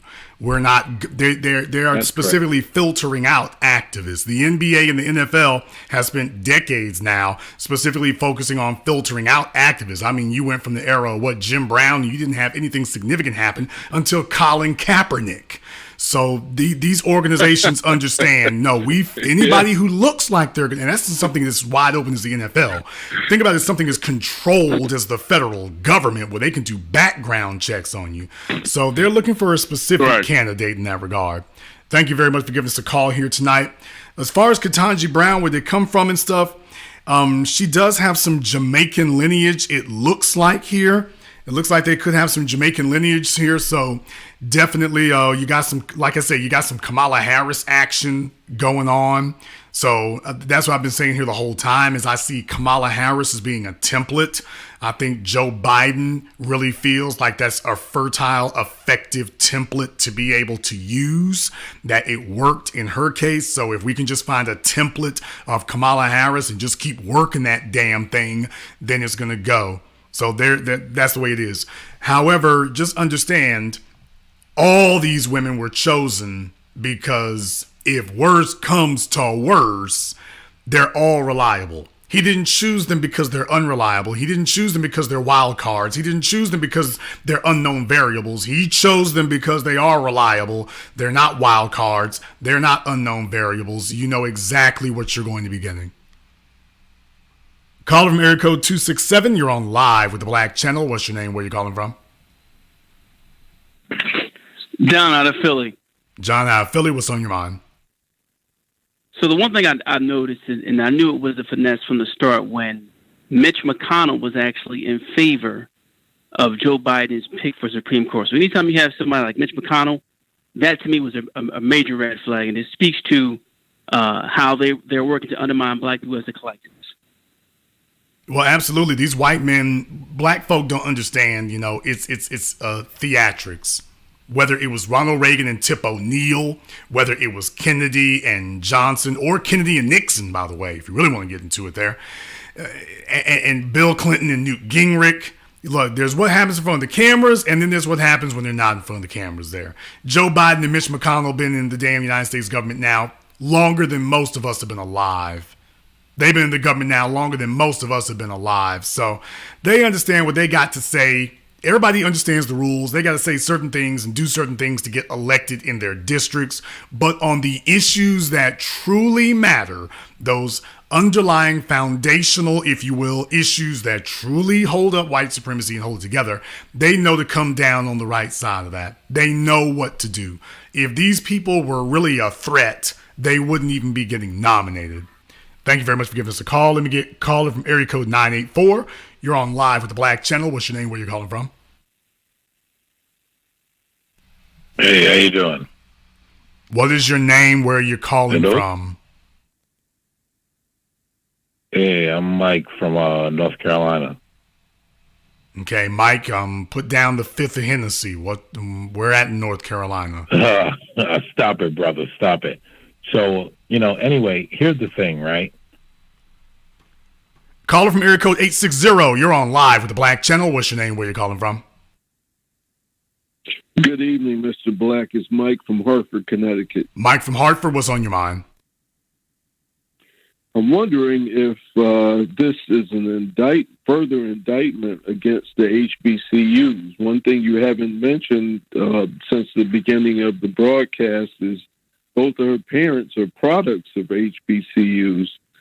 In my days of working with HBCU graduates in corporate America, if you wanted me to point you to some of the largest coons in the organization, it was a very easy tell. And this for two parents. Well, here's the issue, though, brother. She went to an Ivy League school, and she's no different. So, as I said before, the issue isn't whether it's an HBCU or not. The entire system is indoctrinated now. The entire system is co-opted now. It's not just one place over here, one place over there. If you can avoid this school, there's a safe. Man, the whole thing is corrupted. It doesn't matter where you go. Their operatives are already in place and have been there. So I understand what you're saying, but tell me where the safe school is to go to. Tell me where the one is that doesn't indoctrinate them the same way. Tell me where that could be. Tell me where you're not going to get the exact same results.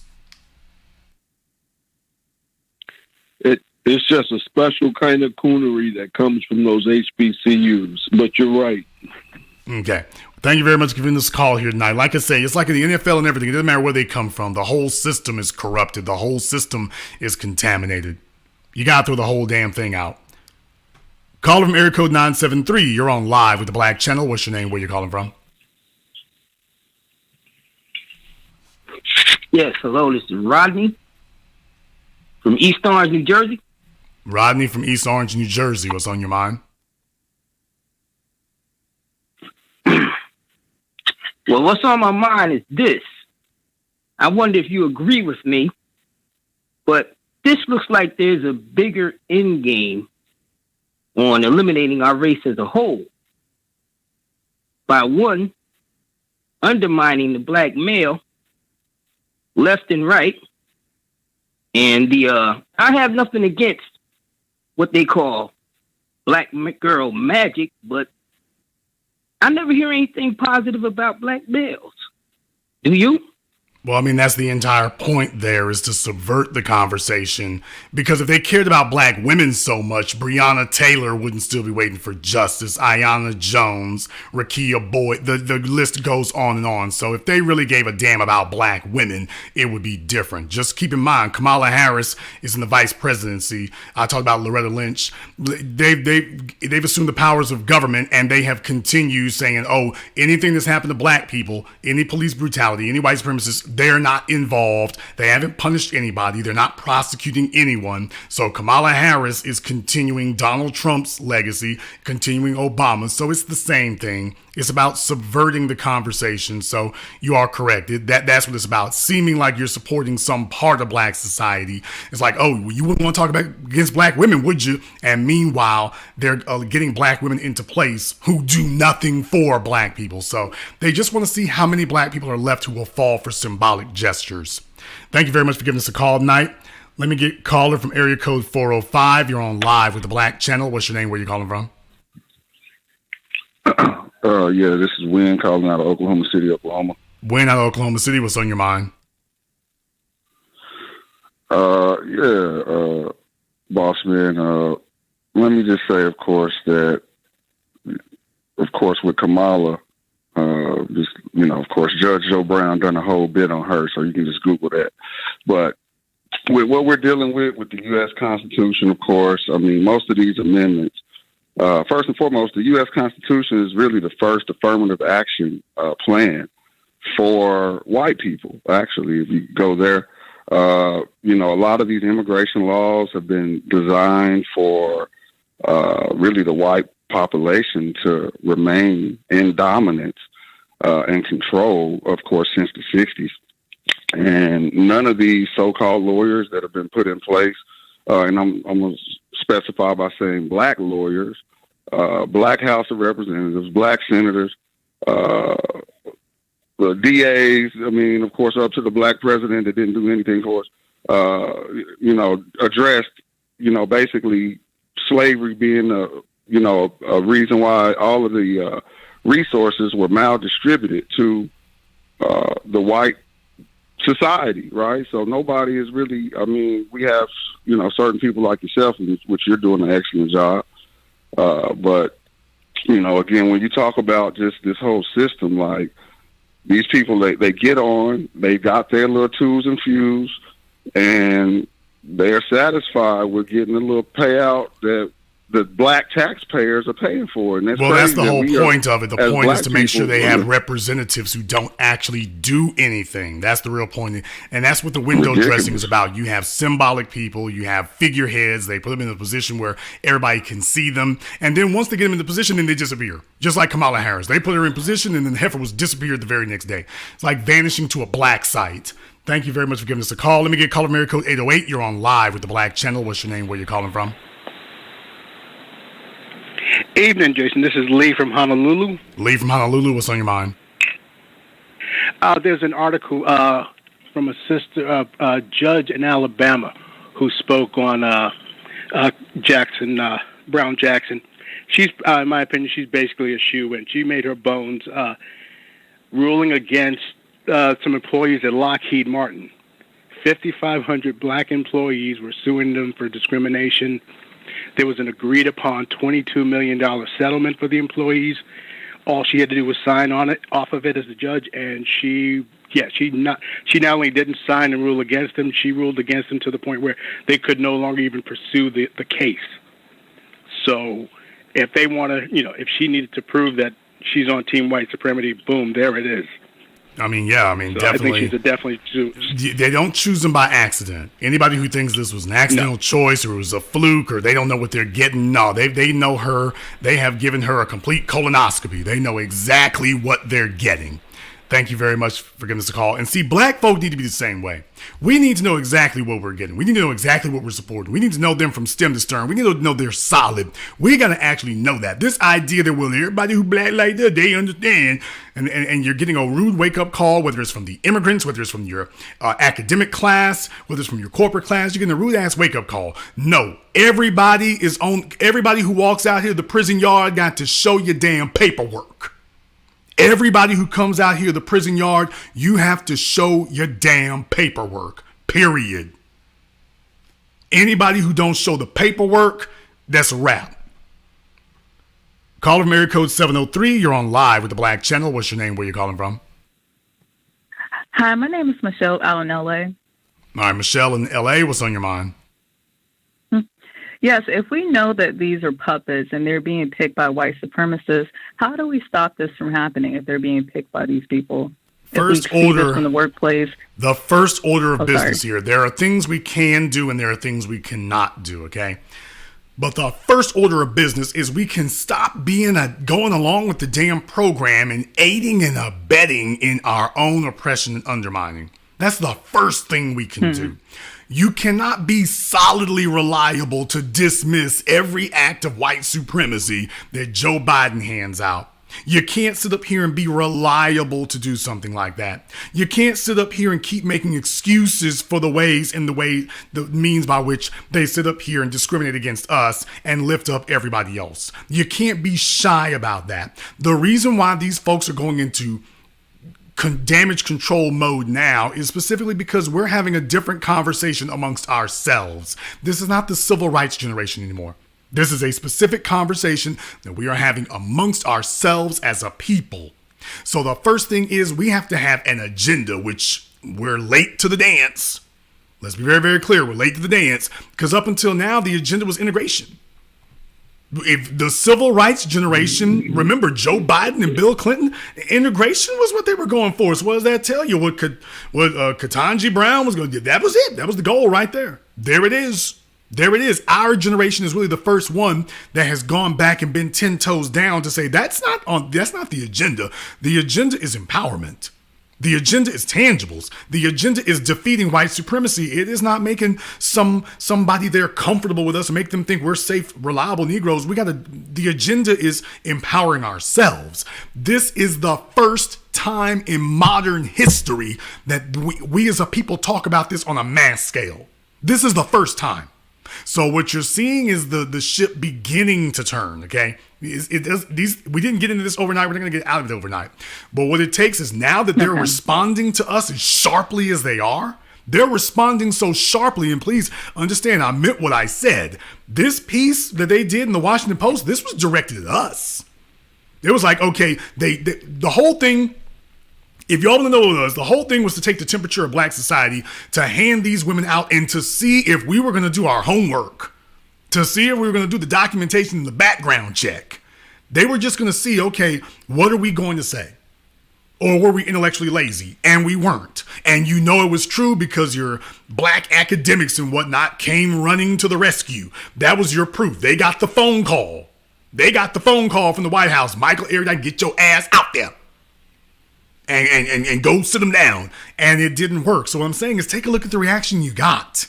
Take a look at the reaction we received and specifically what the reaction was to. Joe Biden is not going to say this. Kamala Harris isn't going to say it. She doesn't have a damn leg to stand on. So don't look for her to come out and do it. They're going to have to send out their operatives to do it. In the media, in the newspapers, on TV, on The View. They know they can't touch this. So the folk who are getting hit, they know they can't hit back directly. They're going to send out operatives and flunkies to do it for them. But the reason they're sending them out is because, the body blows are getting through now. Remember, Barack Obama has been nowhere to be seen since he left office. It isn't because he's bored. It's because he's radioactive. So they're trying to prop up a Michelle Obama strategy. Let's see if the black females get, because Michelle was the real black one. She's a real sister. I'm like, oh, this sounds like what they said about Michelle Obama. Remember what that famous bit by Cat Williams? You know, she's the really black one. And then you find out later, that wasn't the case either. So this is what we're up against. Absolutely. But just understand, this is not an overnight process. The very fact we're discussing this is what solidifies an agenda, because what they're looking for is when they stamp their foot, everybody marches in unison. This time, everybody's not marching in unison. In the words of Dr. John Henry Clark, there is a revolt in the slave quarters. And it doesn't have to be all of them in revolt. It just needs to be enough. Ain't gonna be no resting peacefully in Massa's house tonight. Not tonight, there won't be. Thank you very much for giving us a call. Let me get called from area code 202. You're on live with the Black Channel. What's your name? Where you calling from? Hi, yes. Hey, peace, Brother Jason. I'm Kira. I'm calling from Tucson, Arizona. Kira from Tucson. What's on your mind? I did want to go back. Yes. How you doing? I want to go back to the Black psyche, and I do appreciate your critique of disappointment because it's very necessary, right? We have to examine, is this about actual power or the appearance of power, right? When you quoted that article where the sister was mentioning, oh, I'm so over the moon with the appointment and this image that's portrayed to our youth and our girls, we have to go beyond, oh, this is just a sister with some skin color sitting in a position. And I'm going to go back to Kamala Harris because I do have issues with her. All of a sudden, she's so conservative. All of a sudden, she couldn't use her attorney general communication skills and be able to convince the Senate Democrats and this senator out here where I am, where Kristen Sinema is, to get the filibuster vote passed so that the voting rights bill could go on. I could go on and on. You know, they promised to cancel student loan debt. And remember, I think he wants to appear like he's correcting the injustices of history. I think this is about appearances. And I'm so sick of that type of politics, you know? Well, certainly these are all symbolic gestures because the problem with student loans isn't the student loans. The problem is you're getting student loans that don't serve you for subjects that don't serve you. And then you go out into the marketplace and they're not paying you what's necessary to be able to repay the loans. You got the loans because you thought it was going to increase your socioeconomic status, and it didn't do that. So if the schooling actually did that, you wouldn't need to be forgiven for the loans because you could do what people do when they take out a loan and actually repay it. So the bottom line is when they got you in a trick bag, don't sit there and keep saying that the trick bag is a lazy boy. Thank you very much for giving us a call. Let me get caller from area code 703. You're on live with the Black Channel. What's your name? Where you calling from? Hey, Jason. This is Jeff Benjamin calling from Walnut, Georgia. Okay. What's that name again? I'm Jeff Benjamin. It's a weird name, yeah. Okay. Your name is Jeff Benjamin? It's Jeff. Jeff. People may think of it as Jeff, but it's actually Jaff. Okay. Like J-A-F. A girl named Jeff Benjamin. Yeah. You have my permission to super kick your parents in the back of the neck. What's on your mind? Yeah, I was just curious about what's the problem with this Supreme Court justice? Is it that she's married to a white dude, or is it that she's really done nothing for Black people in her history as being in the judicial system? Because if she has the credentials, I don't see a problem with her being nominated as a Supreme Court justice. Okay. I'm just curious about... You've been sitting on the phone line now for a while. So the question that you're asking here seems to be very disingenuous because you've been sitting on the phone line now for a while. You've heard pretty much the entire program, and yet you're asking this question. So right now, this looks very suspect, the behavior you're exhibiting, because you've been on here for a while. You heard everything that's been said up to this point, and yet you're asking this very disingenuous question. So what a person would think is that you literally have just been sitting on the phone line and you didn't hear anything else, and you've already admitted you did hear what we said. So if you heard everything we said at this point, I just don't think that's the problem with her if she has the credentials. So you're saying that you've to be on the Supreme Court. Okay, so Clarence Thomas has the credentials to be on the Supreme Court. But no one on the Supreme Court has done anything for Black people. Slow down. So why do we slow down. Her to? So you're saying that we need to support somebody being on the Supreme Court, deliberately, knowingly, and not expect anything in return. No, I'm just saying. That's what you just said. No, that's what you just said. No, that's what you just said. You just said, well, nobody else has done it. Oh, so in other words, that we should give her a pass because nobody else did. Pretty much. Not really. That's not really what I'm saying. What I'm saying. Yeah, that is what you said. We like to focus on what you said. Yeah, we like to focus on what politicians and these courts are not doing for Black people. And I'm thinking to myself, why can't we focus on who is doing something for Black people? Okay, but this is the issue in front of us. We're not going to bypass it. This is the issue in front of us. She is the person in front of us, so we're going to deal with this. If she's being on the Supreme Court, being on the Supreme Court does matter. If she's going to be there and they want us to support this, we have a process and there are qualifications by which we support somebody. No, you don't just get supported and you get a pass because what everybody else didn't do. It didn't make it right when they didn't do it. We said that was a problem when they didn't do it, and you're talking as if it was okay that they didn't do it. So you're a little slow to the party here, or it sounds like you have an agenda that is against Black society, since you're willing to dismiss all of this. And if I don't have an agenda that is against Black society, what do you think? Let me ask you a question here. What do you think is the biggest issue facing Black people, ma'am? What do you think is the biggest issue facing Black people in America? I think the biggest issue is economics. The ability with the unemployment rate in the Black community, especially for Black men, and the poverty and being at the bottom, and as far as socioeconomic. Okay, and why are we in the socioeconomic situation that we are in? I know you want me to say it's because of the government, but I think it's because sometimes I think black people as a whole just focus on things that are not beneficial to them economic-wise. You know, because, I mean, I'm not trying, I don't want to come off bad or anything, but look at Shreveport. Shreveport is a shithole. But instead of trying to do anything to, am I muted? Or I'm not going to keep talking if I'm muted. Because I hear the game you're playing. And I'm going to do the ham bone. You want me to do the ham bone? Ham bone, chicken and gravy. Mom came home with a bald-headed baby. Ham bone, have you heard?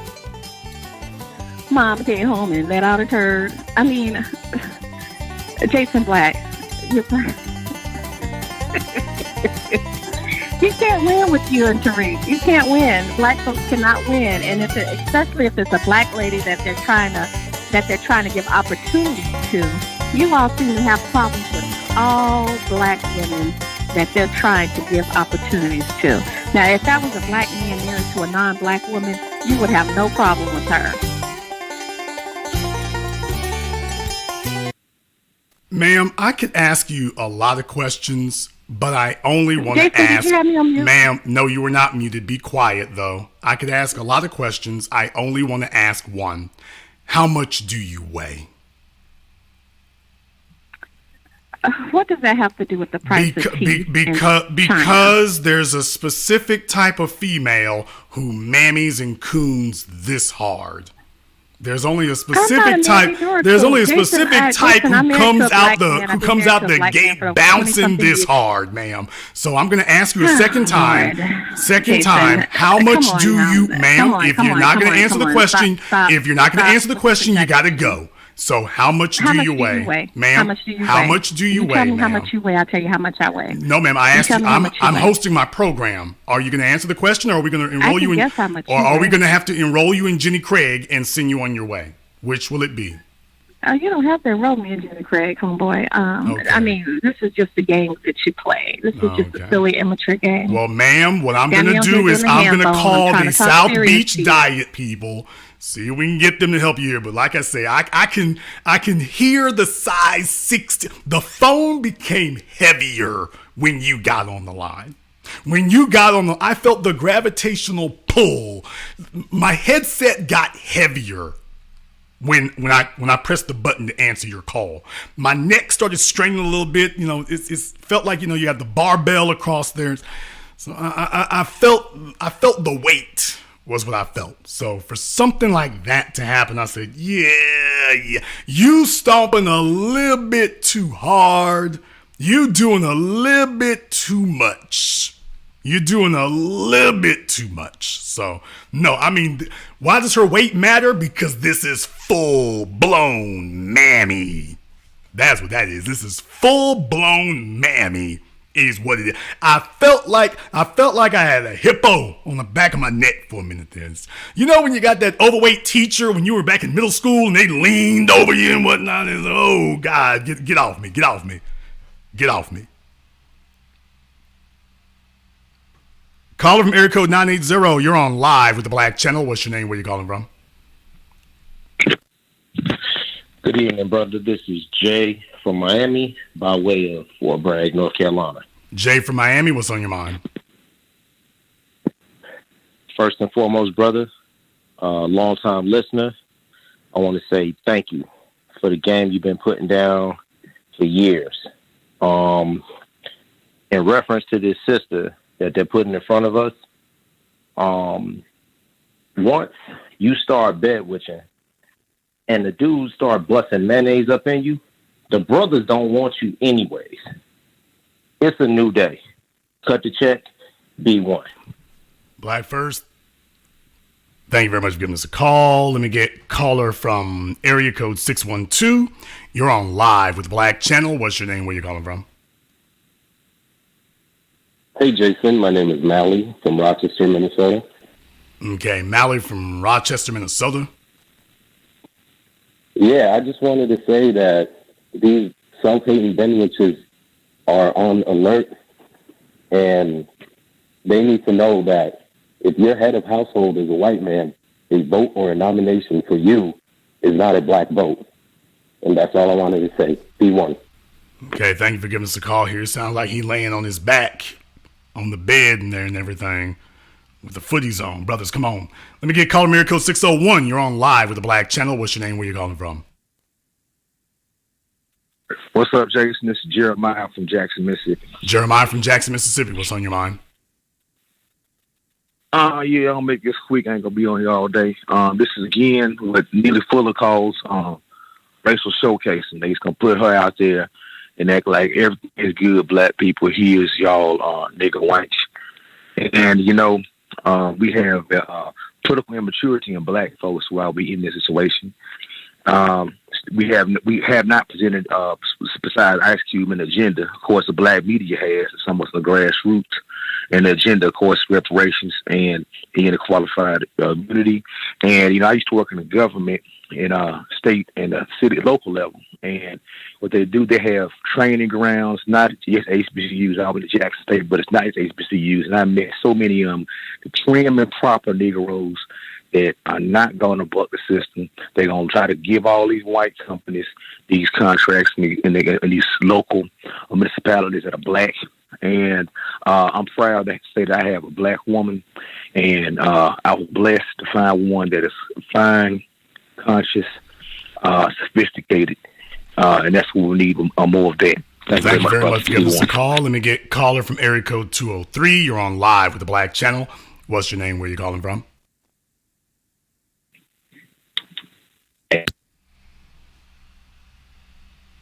Okay, he got abducted by the men in black as soon as he hit the button. So I hope that brother's all right. Let me get caller Mirror Code 910. You're on live with the Black Channel. What's your name? Where you calling from?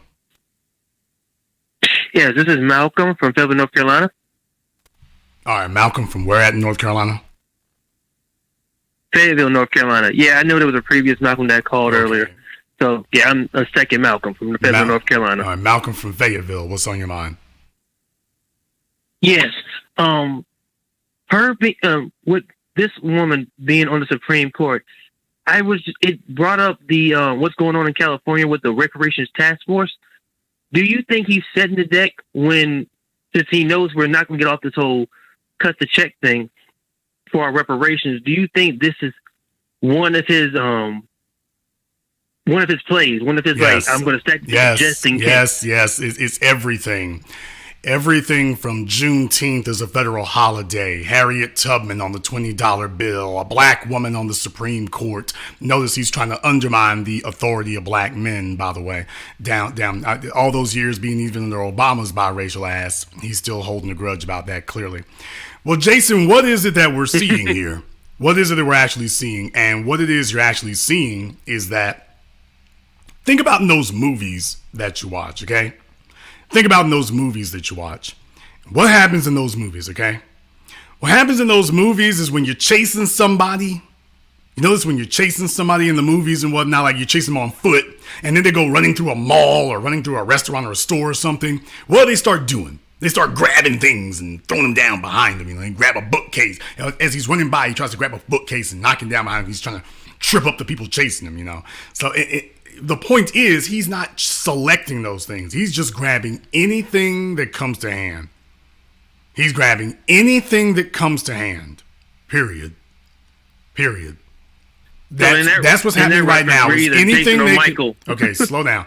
What they're doing right now is he's grabbing anything he can get his hands on and throwing it down as an obstacle. So that hopefully you start discussing that. And then from there, maybe you'll get tripped up long enough to allow them to buy another day. Let's be very, very clear, folks. They're not trying to buy decades anymore. Lyndon Baines Johnson said that black folk would be voting for Democrat for the next 50 years. He bought decades. There are no more decades to be bought. Now they're just trying to buy months. They're not even trying to buy years anymore. They're just trying to buy months now. They're just trying to buy a few months for the inevitable. But let's be very clear about what you're seeing. This is the movies where the guy's running through the mall or running through the restaurant and throwing things down behind him to trip, hoping that you will trip up. But that is all that's occurring. Don't make any mistake about it.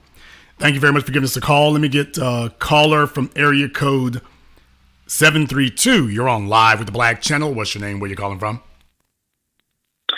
Hi, Jason. My name is Vivian. I'm calling from Edison, New Jersey. How are you? Vivian from Edison, New Jersey. What's on your mind?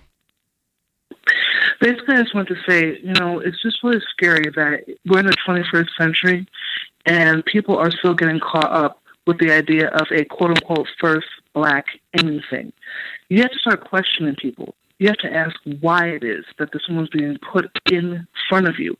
What is she doing for you? What's her track record with black people? We don't know all these things. They can be investigated. And I'm sorry, she's just not starting out on the right foot with me. As far as having a white husband and things of that nature and all that, I don't like it. I don't know where she's from. I don't know what she's about. She says allegedly she's, a descendant of slaves and she's an African American, but I just don't feel right. Something doesn't feel right with her. I mean, it's not even skin deep. We can't point to anything of any significance. With Thurgood Marshall, you knew what you were getting.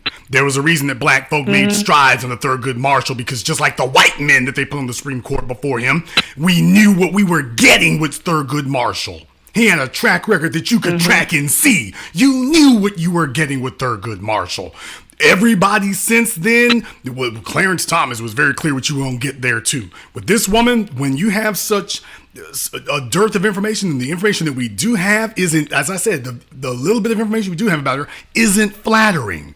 So no, there is no reason to support this. No. They want black folk to get 10 miles down the road and then decide there's a problem. Thank you very much for giving us a call. Let me get caller from area code 706. You're on live with the Black Channel. What's your name? Where you calling from? Hi, this is Tiffany from Augusta, Georgia. Tiffany from Augusta, and what's on your mind? First and foremost, shout out to you, my brother. These bedwenches, these black feminazis, they always put them on the forefront to represent us as black women. This sister that they have up front, so-called saying she's the first black woman, but knowing damn well that she ain't no FBA. She's possibly an immigrant. And we all know her agenda. All she's going to do is open the doors for so-called people of color, Asians and Native Americans and non-black people to put her on the pedestal. And I'm going to try to keep it short. But that other lady that you had on the phone, her Mamie and her way on the way, kudos to you for shutting her down, because we ain't got time for bed wenches like her. So kudos for you for shutting her off. And Can you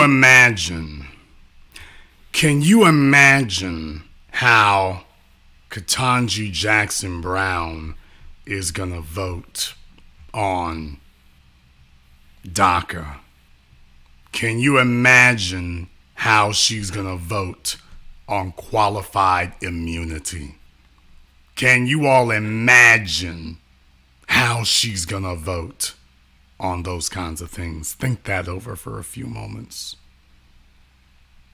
Think about how she's going to vote and whose side she's going to be on. Can you imagine what she's going to be supporting? Let me get caller from area code 203. You're on live with the Black Channel. What's your name? Where you calling from?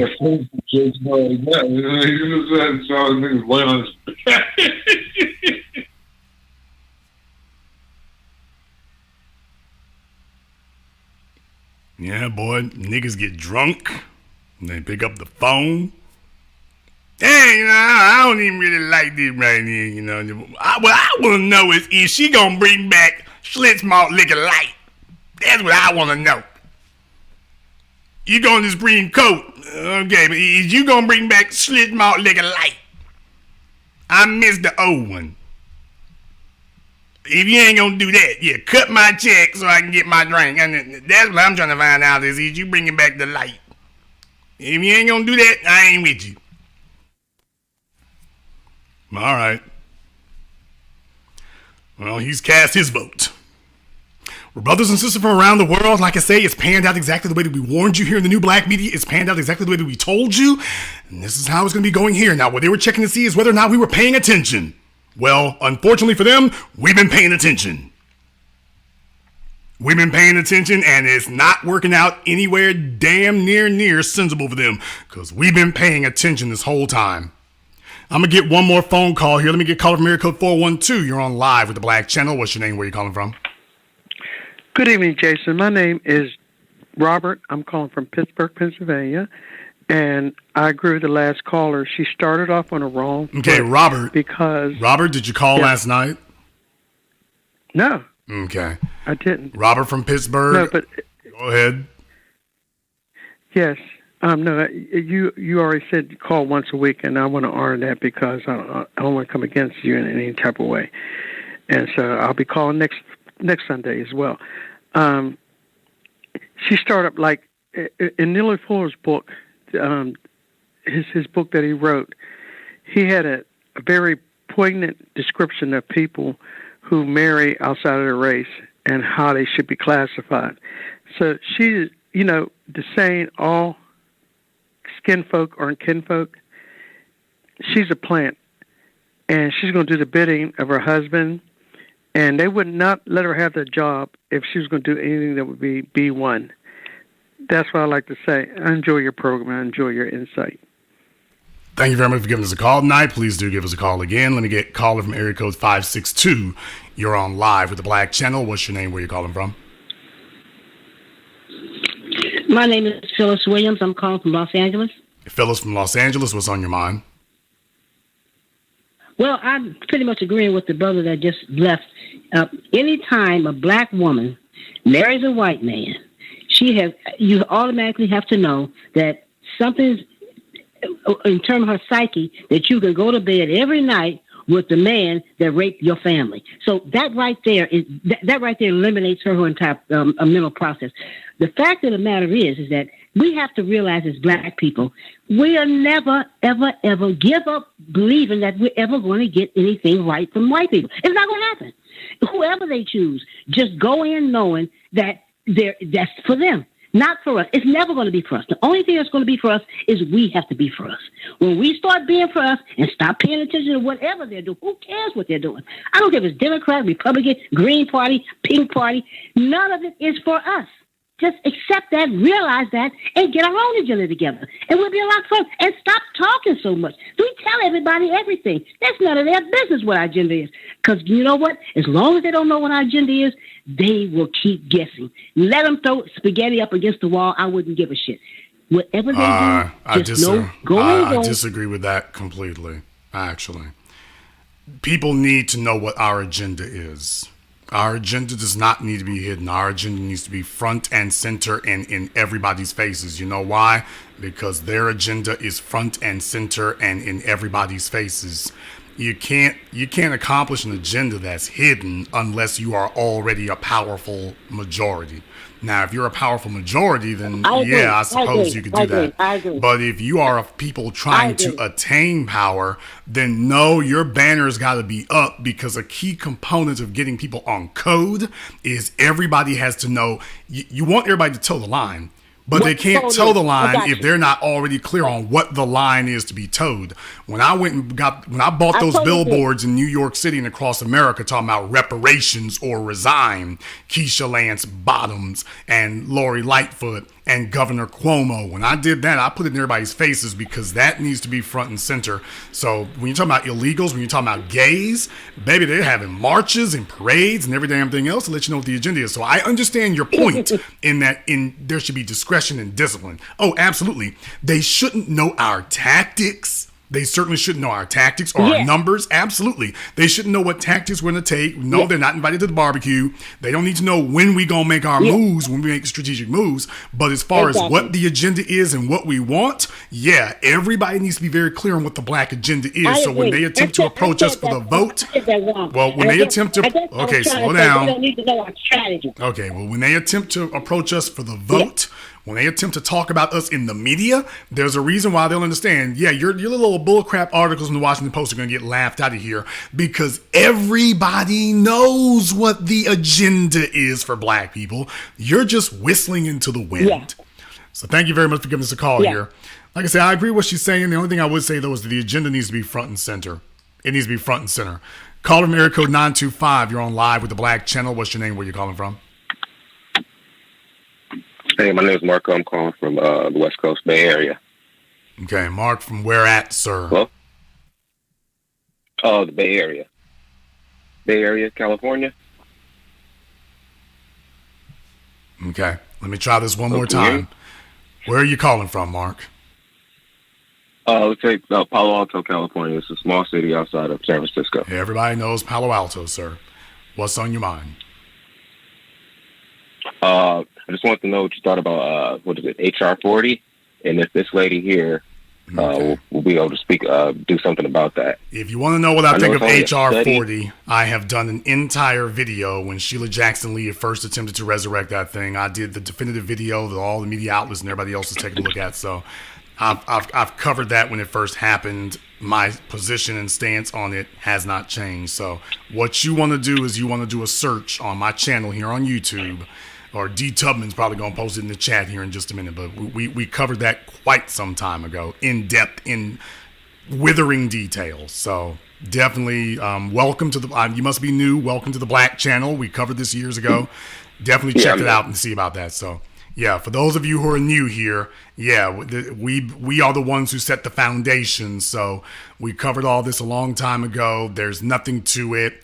It's a fraud. It is distraction. It's not attempted for anything else. So for the new people, check it out. There's a reason they call us the Black Media, because we've covered these things in withering detail. You will get completely and fully gamed up on it. My video is the definitive analysis of it. No, I'm not bragging. It's because I actually went through it and read the damn thing. And when you take a look at it, you realize, oh hell, this is basically a council of white men who have to sit up here and go through committee to study it, and then you hope for the best. No, it's not the way that works. Not the way that works. So people, we've been on code, we've been on course, we've been on agenda, and that's exactly where we need to be. They're going to try to sit up here and turn this about gender. No, it is about a black agenda, not a gender. Hold fast, hold steadfast, hold strong, do not waver, do not compromise. She might make it to the Supreme Court, but it needs to be very, very clear that we understand she's the Clarence Thomas of the Democrats. And when they realize that that's what we're saying, that, oh yeah, she's just the Democrats' Clarence Thomas. When they realize that, yeah, the jig is up. And Jason, when are they going to realize it? Oh, right about now. Right about now.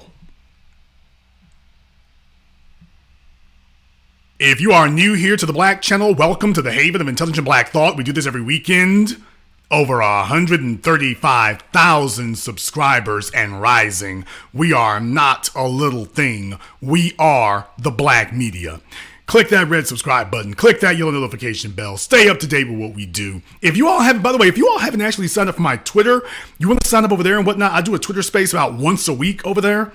So folks are really loving it. So if you haven't signed up for my Twitter space, you definitely want to go over there and sign up, follow me on Twitter so you can be a part of that as well. And vice versa. If you came here from Twitter, definitely go ahead and click that red subscribe button and the yellow notification bell. We love to have you here with us here when we go live on YouTube or recorded.